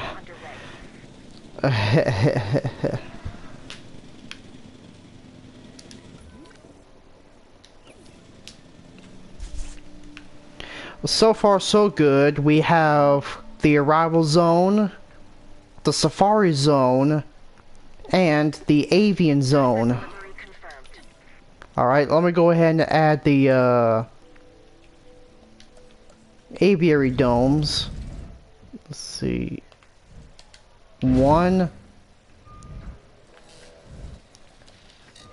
2, 3, 4, 5, 6. 6. Transportation underway.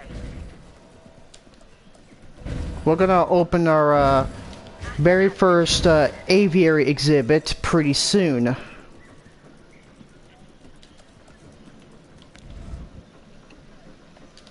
There we go.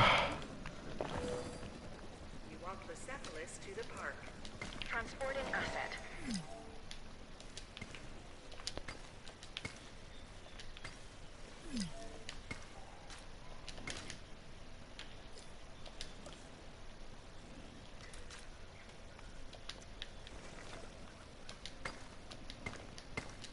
Asset delivered. Now, I'm not going to add the Giganotosaurus because, you know, I don't want any other apex predators, but I do want to add at least one dinosaur. Or perhaps more than one dinosaur, and it's one solo enclosure. So there's not going to be any feathered species. I mean, there are going to be 2 feathered species I am going to add.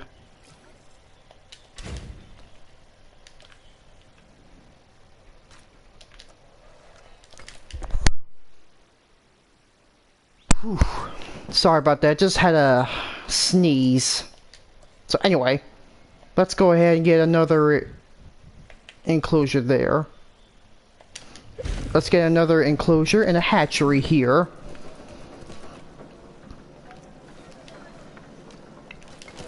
Ugh.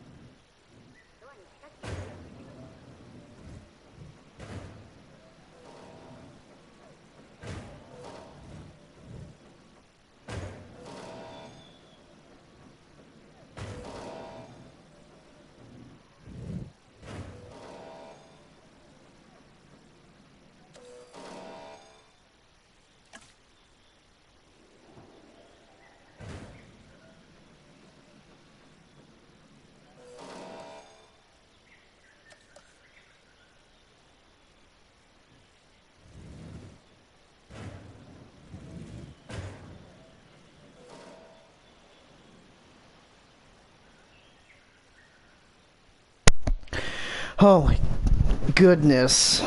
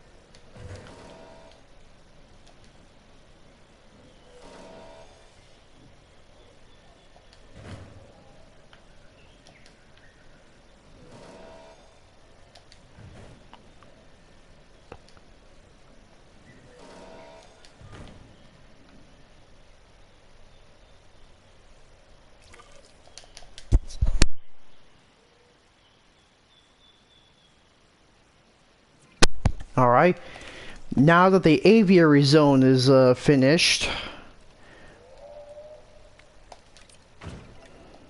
let's go ahead and get our last 2 terrestrial get our dinosaurs, the only 2 dinosaurs in the reserve, one herbivore and one omnivore.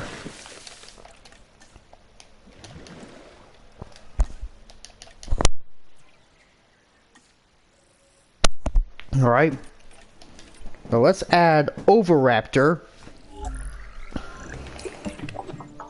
We're going to have our very first feathered dinosaur. Our first 2 feathered dinosaurs into the park. Alright, let's go ahead and hatch the Oviraptor. And we're gonna have a Therizinosaurus for the very first time.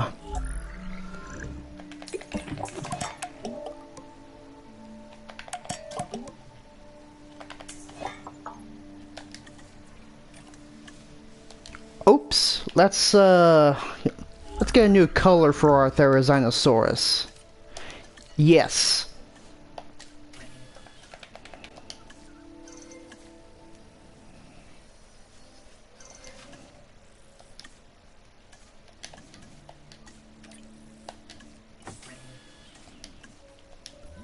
Now before we do that, we need to continue getting our dinosaurs in the safari zone.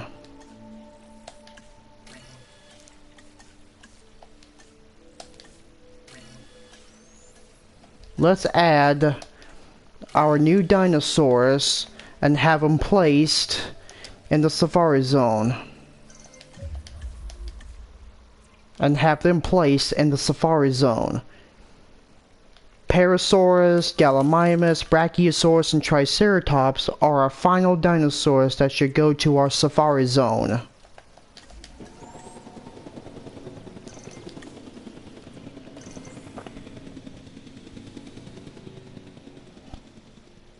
Heading to collect the asset.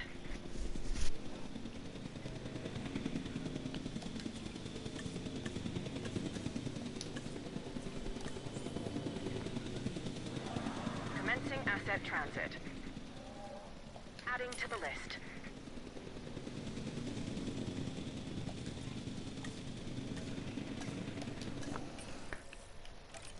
Let's continue by having the Triceratops over.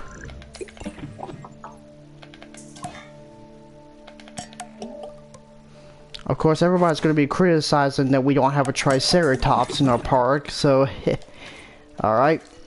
Let's go ahead and get those trikes over here.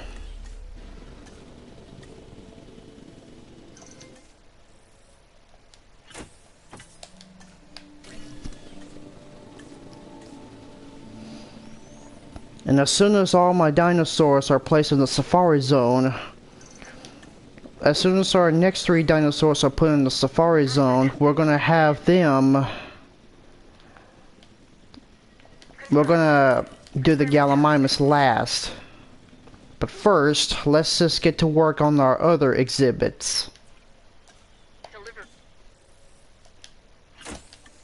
has been completed.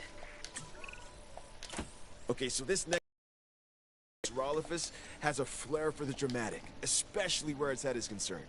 It has a distinctive cranial crest, which is used for added resonance in its vocalizations and to regulate its body temperature.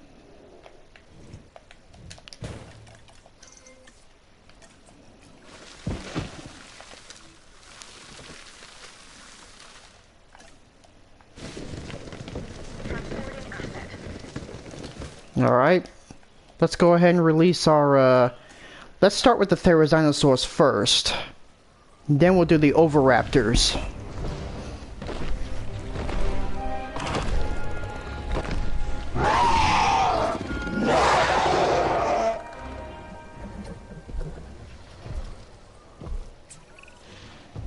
Just when you think you've seen it all, along comes the Therizinosaurus. And believe it or not, those huge claws you see, they actually help to feed on vegetation. For real. But, just do me one favor, okay? Don't let it near my hair with those things. And let's release the Oviraptors.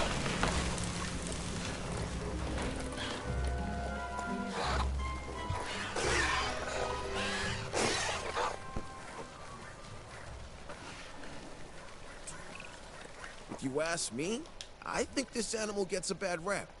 Back when fossils were all scientists had to go on, this Mongolian dune dweller was branded an egg thief.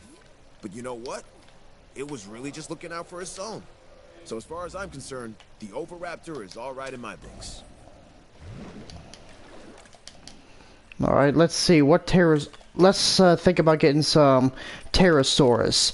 Starting with the Geosternbergia, a pterosaur that was supposed to appear in the Lost World Jurassic Park, but got cut. And now, for the very first time, we're gonna have them in the park. Now, as I mentioned before, we're not going to have any marine species because the island is a little small, but we're going to try to make the best of it. Let's see, pteranodons. They need rocks. And that's a little obvious. We're not going to do the Jurassic World variants. We're going to have the Jurassic Park variants because I like the Jurassic Park variants a lot more than the new ones.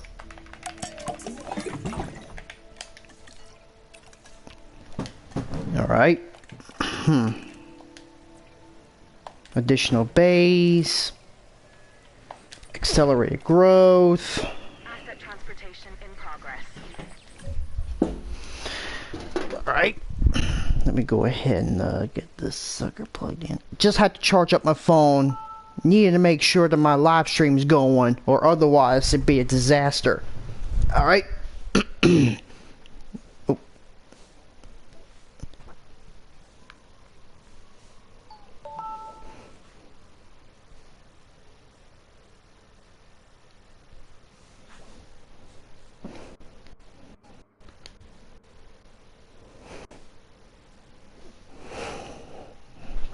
Alright, come on. Don't do this to me, charger. Sorry about that.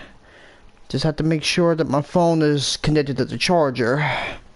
Alright, let's get back to business.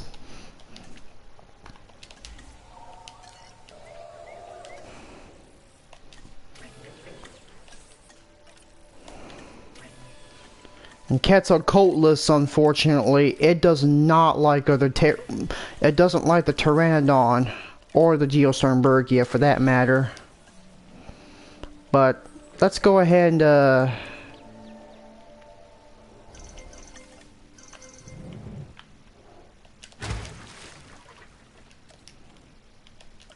all right.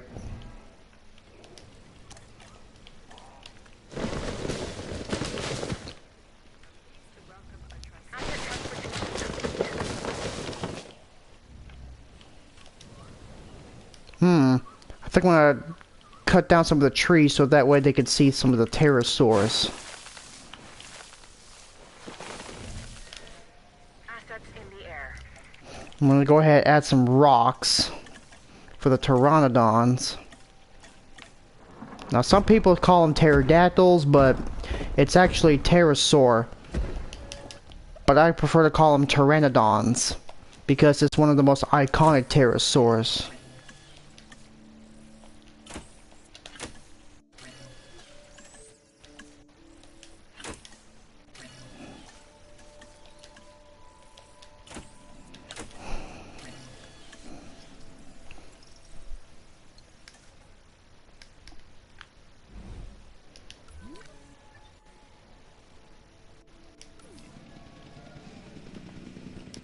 Delivery complete.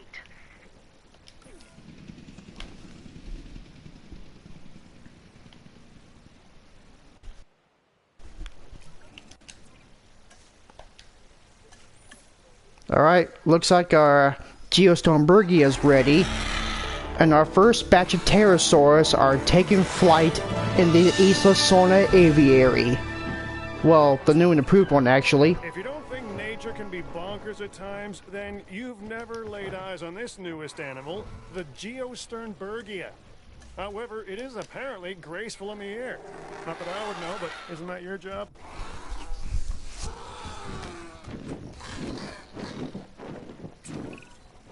What can be said about the Triceratops? This is one of those dinosaurs that really defines our business. People want to see them, and we want to share them with the world. Don't let that fearsome appearance fool you. Those horns are mostly for defense and impressing other Triceratops. This animal is an herbivore. It can be a star attraction or a security nightmare if it turns those horns on our fencing. And we finally got a Triceratops in the park. So that's good news. Asset delivery confirmed.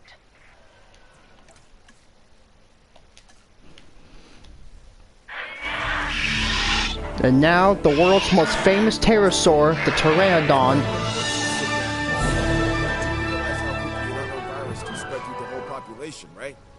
just became our #1 priority. Okay, as I was saying, we are pleased to welcome the most famous pterosaur, the Pteranodon, into the park.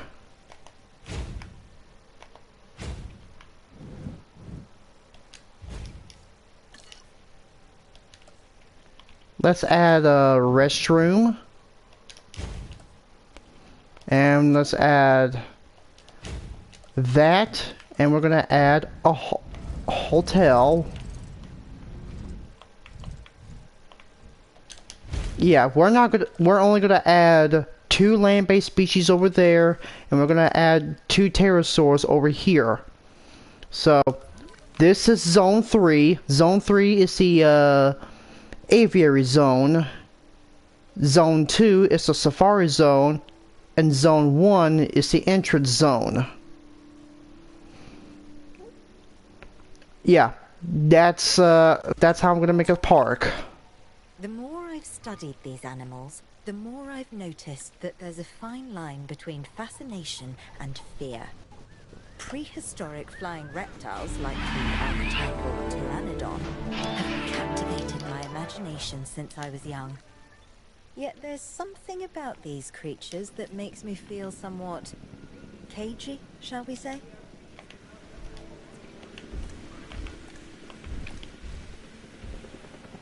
Alright. It should go get some water any minute now.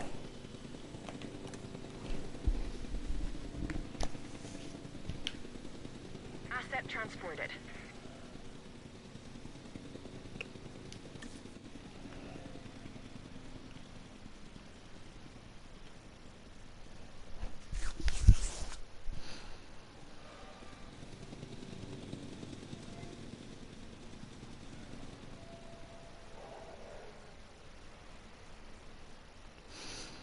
It looks like that we were able... Asset in transit.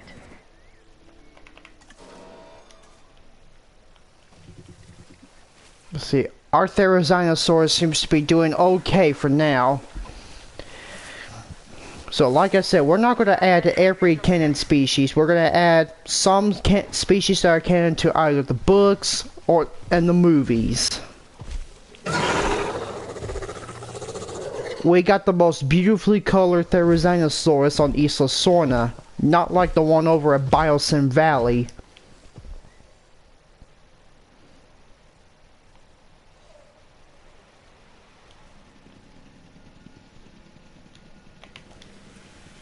And it looks like the disease is starting to wind down a bit. And what about our Brachiosauruses? It looks like our Brachiosauruses are on the way.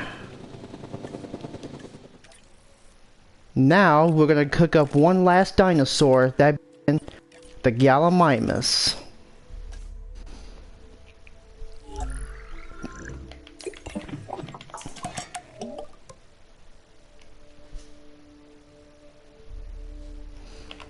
Alright, let's continue getting some more alright, the Gallimimus for our safari zone.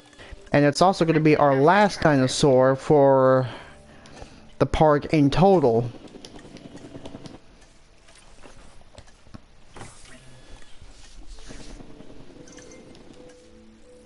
Nope, that's not what I was looking for. Alright, let's just continue. Let's see, 1, 2, 3, 4, 5. No, I want 6.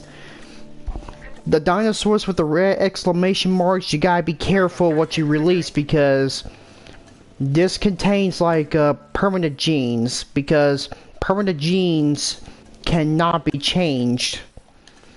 Once a dinosaur gets a permanent gene, it'll be hard to maintain them. The ones that are skittish, I'm not releasing them because they're gonna be hard to settle down. 1, 2, 3, 4, 5, 6. Okay, that's good enough right here. We're gonna get some Gallimimus. Underway.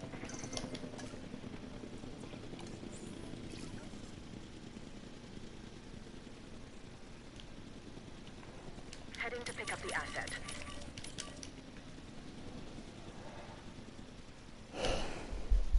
Asset transportation. And now we got a 5-star park. Okay, what we have here is a Brachiosaurus. It has long limbs relative to the rest of its body. And what makes it really unique is that it's a warm-blooded dinosaur. I mean, how amazing is it that in bringing these dinosaurs back, we're also learning so much about them?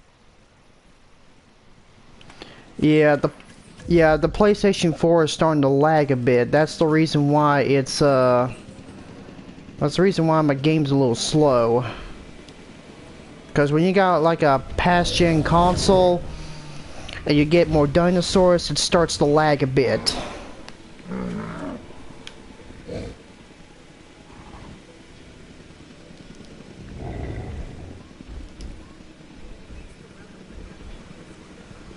Asset transported.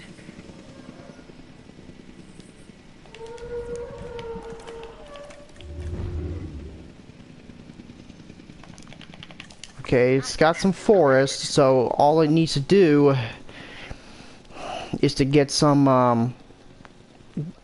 all it needs to do is go through the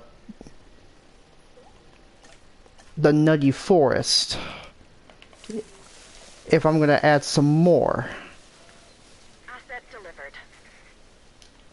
Okay, I think that should be enough. Some of these animals present a real test of our abilities. Take, for instance, this latest dinosaur, the Gallimimus. It's an opportunistic omnivore that does best in groups. That alone isn't the problem, but the speed. Gallimimus is incredibly fast, which presents special challenges for the ranger teams tasked with monitoring them. Alright, let's take a look and see what we get so far. We got 29 species of dinosaurs. So, we have turned this into a dinosaur biological preserve. We currently have some carnivores and herbivores all together. And we do have a few number of piscivores, from the baryonyx to the suchomimus, the spinosaurus, and 2 of our pterosaur species. We have turned this into a dinosaur biological preserve. And of course, the reason for the lag is because we've added so many dinosaurs that Jurassic World Isla Sorna has become quite a popular site. John Hammond, he decided to turn Isla Sorna into a breeding facility where the dinosaurs will be bred there before being transported to not only John Hammond's Jurassic Park, but Simon Masrani's Jurassic World. And of course, out of every dinosaur, only 6 of Hammond's dinosaurs made it to Jurassic Park, which are the T-Rex, the Dilophosaurus, the Gallimimus, the Velociraptor, the Brachiosaurus, the Parasaurolophus, and the Triceratops. And there are other dinosaurs that were going to appear in the park too, like the Baryonyx, the Metriacanthosaurus, the Stegosaurus, and of course, there were only 4 dinosaurs that were illegally bred on Isla Sorna: the carnivores Ceratosaurus and Spinosaurus, and there was also the herbivores Ankylosaurus and Corythosaurus. And John Hammond also wanted to introduce flying reptiles like the Pteranodon, but of course, it didn't come to happen. As during the Isla Nublar incident of 1993, Isla Sorna was abandoned. Confirming asset delivery. So now, we got every single dinosaur. Almost every canon dinosaur. We started off with the carnivores, from Allosaurus to the Ceratosaurus to the Compsognathus. And it looks like our dinosaur is out on the hunt. Let's take a look and see.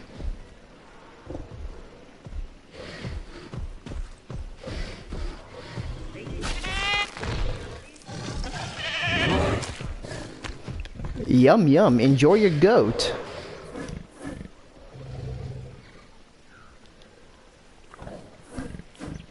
Our Allosaurus is doing much fine in her new home. And of course, let's take a look at some of our dinosaurs.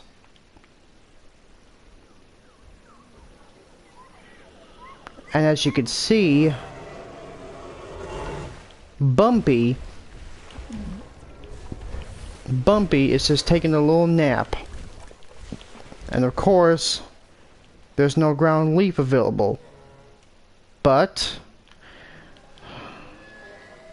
the good news is we can fix that. Transportation complete. The cynos don't seem to mind the ground leaf, but they need to be monitored.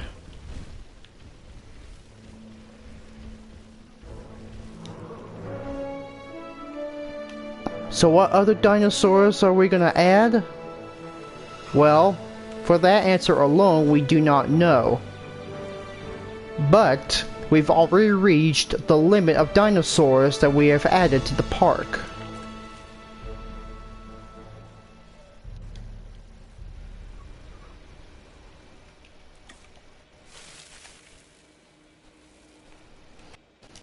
And that some of our dinosaurs stray from their environment. And of course, some of the park's best dinosaurs included not only the long-necked Brachiosaurus, but it also included two of the park's own resident T-Rexes. If I can find them.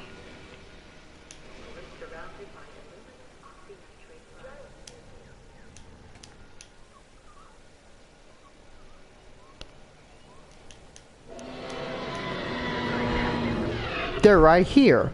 We got the Buck T-Rex and we got the Doe T-Rex. Rumor has it that the Buck T-Rex was one of the two T-Rexes that appeared in San Diego in 1997. And we also got replacement dinosaurs like the Euoplocephalus, which only appeared in the novel, and we got the newly re-added Pachycephalosaurus from the Lost World Jurassic Park. And as you can see, our Spinosaurus is taking a little nap and will not be disturbed.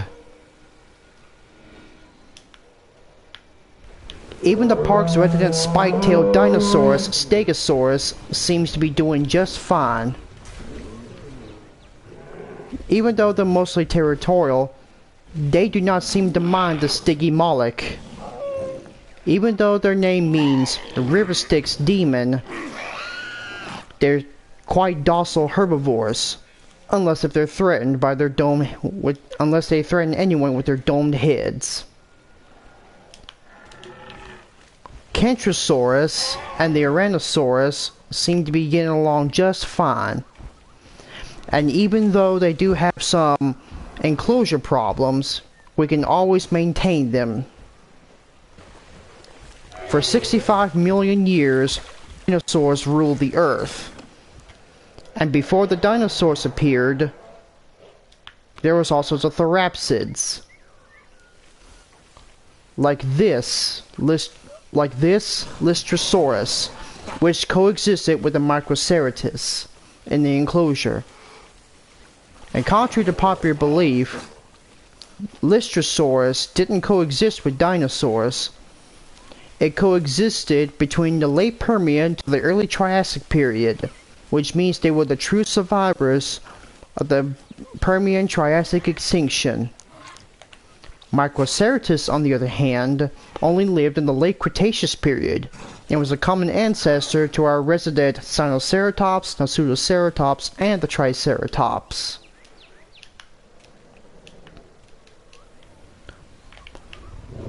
The Pseudoceratops and the Sinoceratops, as you see here, actually get along with each other.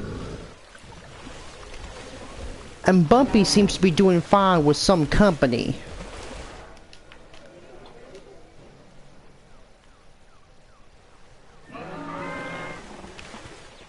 And as for Pierce, he's starting to wake up from his nap.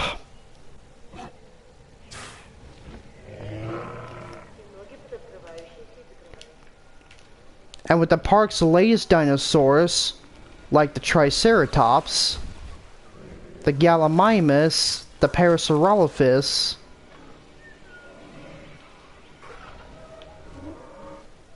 as well as the Brachiosaurus, which we've seen earlier, they have started to coexist very, very finely.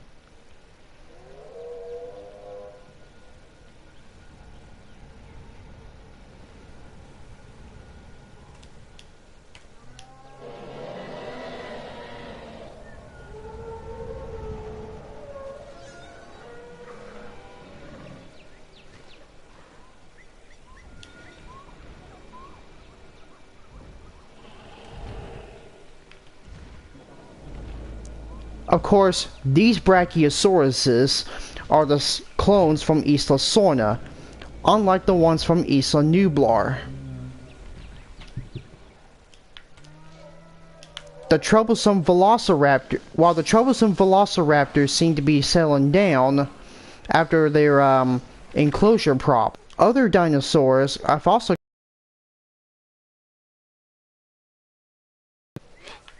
like the Dilophosaurus, who impresses everyone with their neck frills and the ability to spit poison, which is something that the real animal lacked.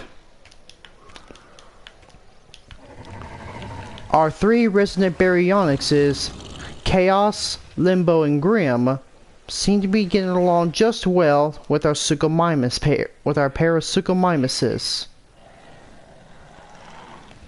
who seem to be straying from the water, trying to mind their own business.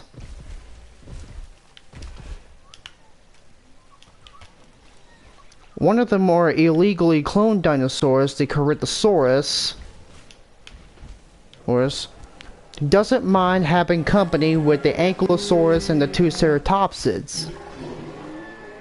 But there seems to be a problem with their enclosure. It may be too small or too closed.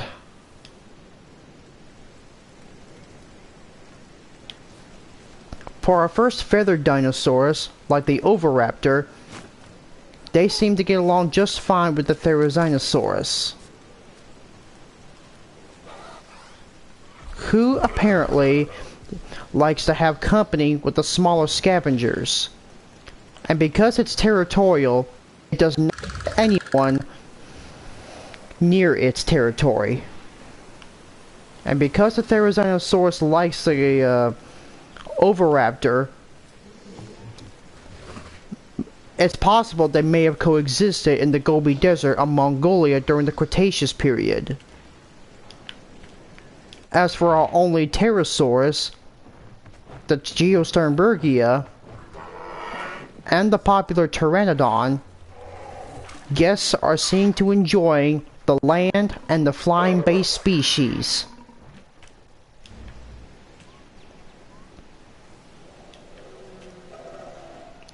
Jurassic World Isla Sorna is a spectacular park located 120 miles west of Costa Rica.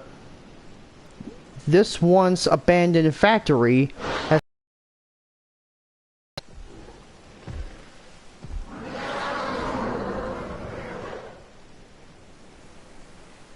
And as for our smallest carnivores, the Compsognathus, which are very hard to find,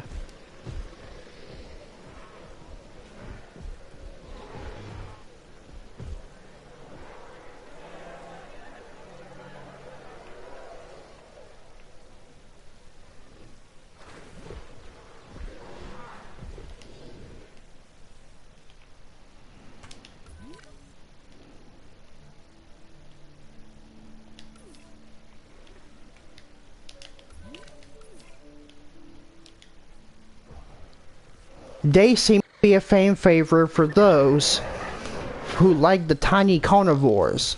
And even though these carnivores are tiny, they could still be dangerous if they hunt in packs. And studies have shown that compsognathus prefer to hunt in packs rather than hunting alone.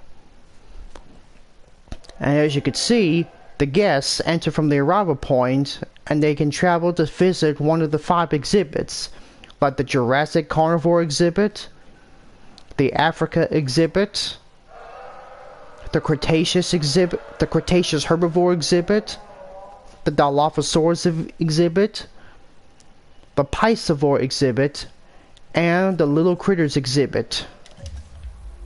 And of course, whenever a storm rumbles in, everyone would take shelter immediately. That also applies when any of the dinosaurs escape. And for educational values, they can visit the Innovation Center to learn all about the dinosaurs here. And of course, the guests would like to stay at the hotels, so we provide hotels and amenities. The Safari Zone contains various territories, including Stegosaurus territory, Spinosaurus territory, Euoplocephalus territory, Tyrannosaurus territory, and Brachiosaur plains. And it also contains the raptor encounter. And over here, we can also take you to the aviary exhibit. This area is known as the aviary zone. And of course, our guests will be able to see dinosaurs, including the Therizinosaurus territory and the aviary enclosure, which only houses two of the world's best known pterosaurs. And of course, the park has been divided into 3 different zones as mentioned earlier. The arrival zone, the safari zone, and the aviary zone.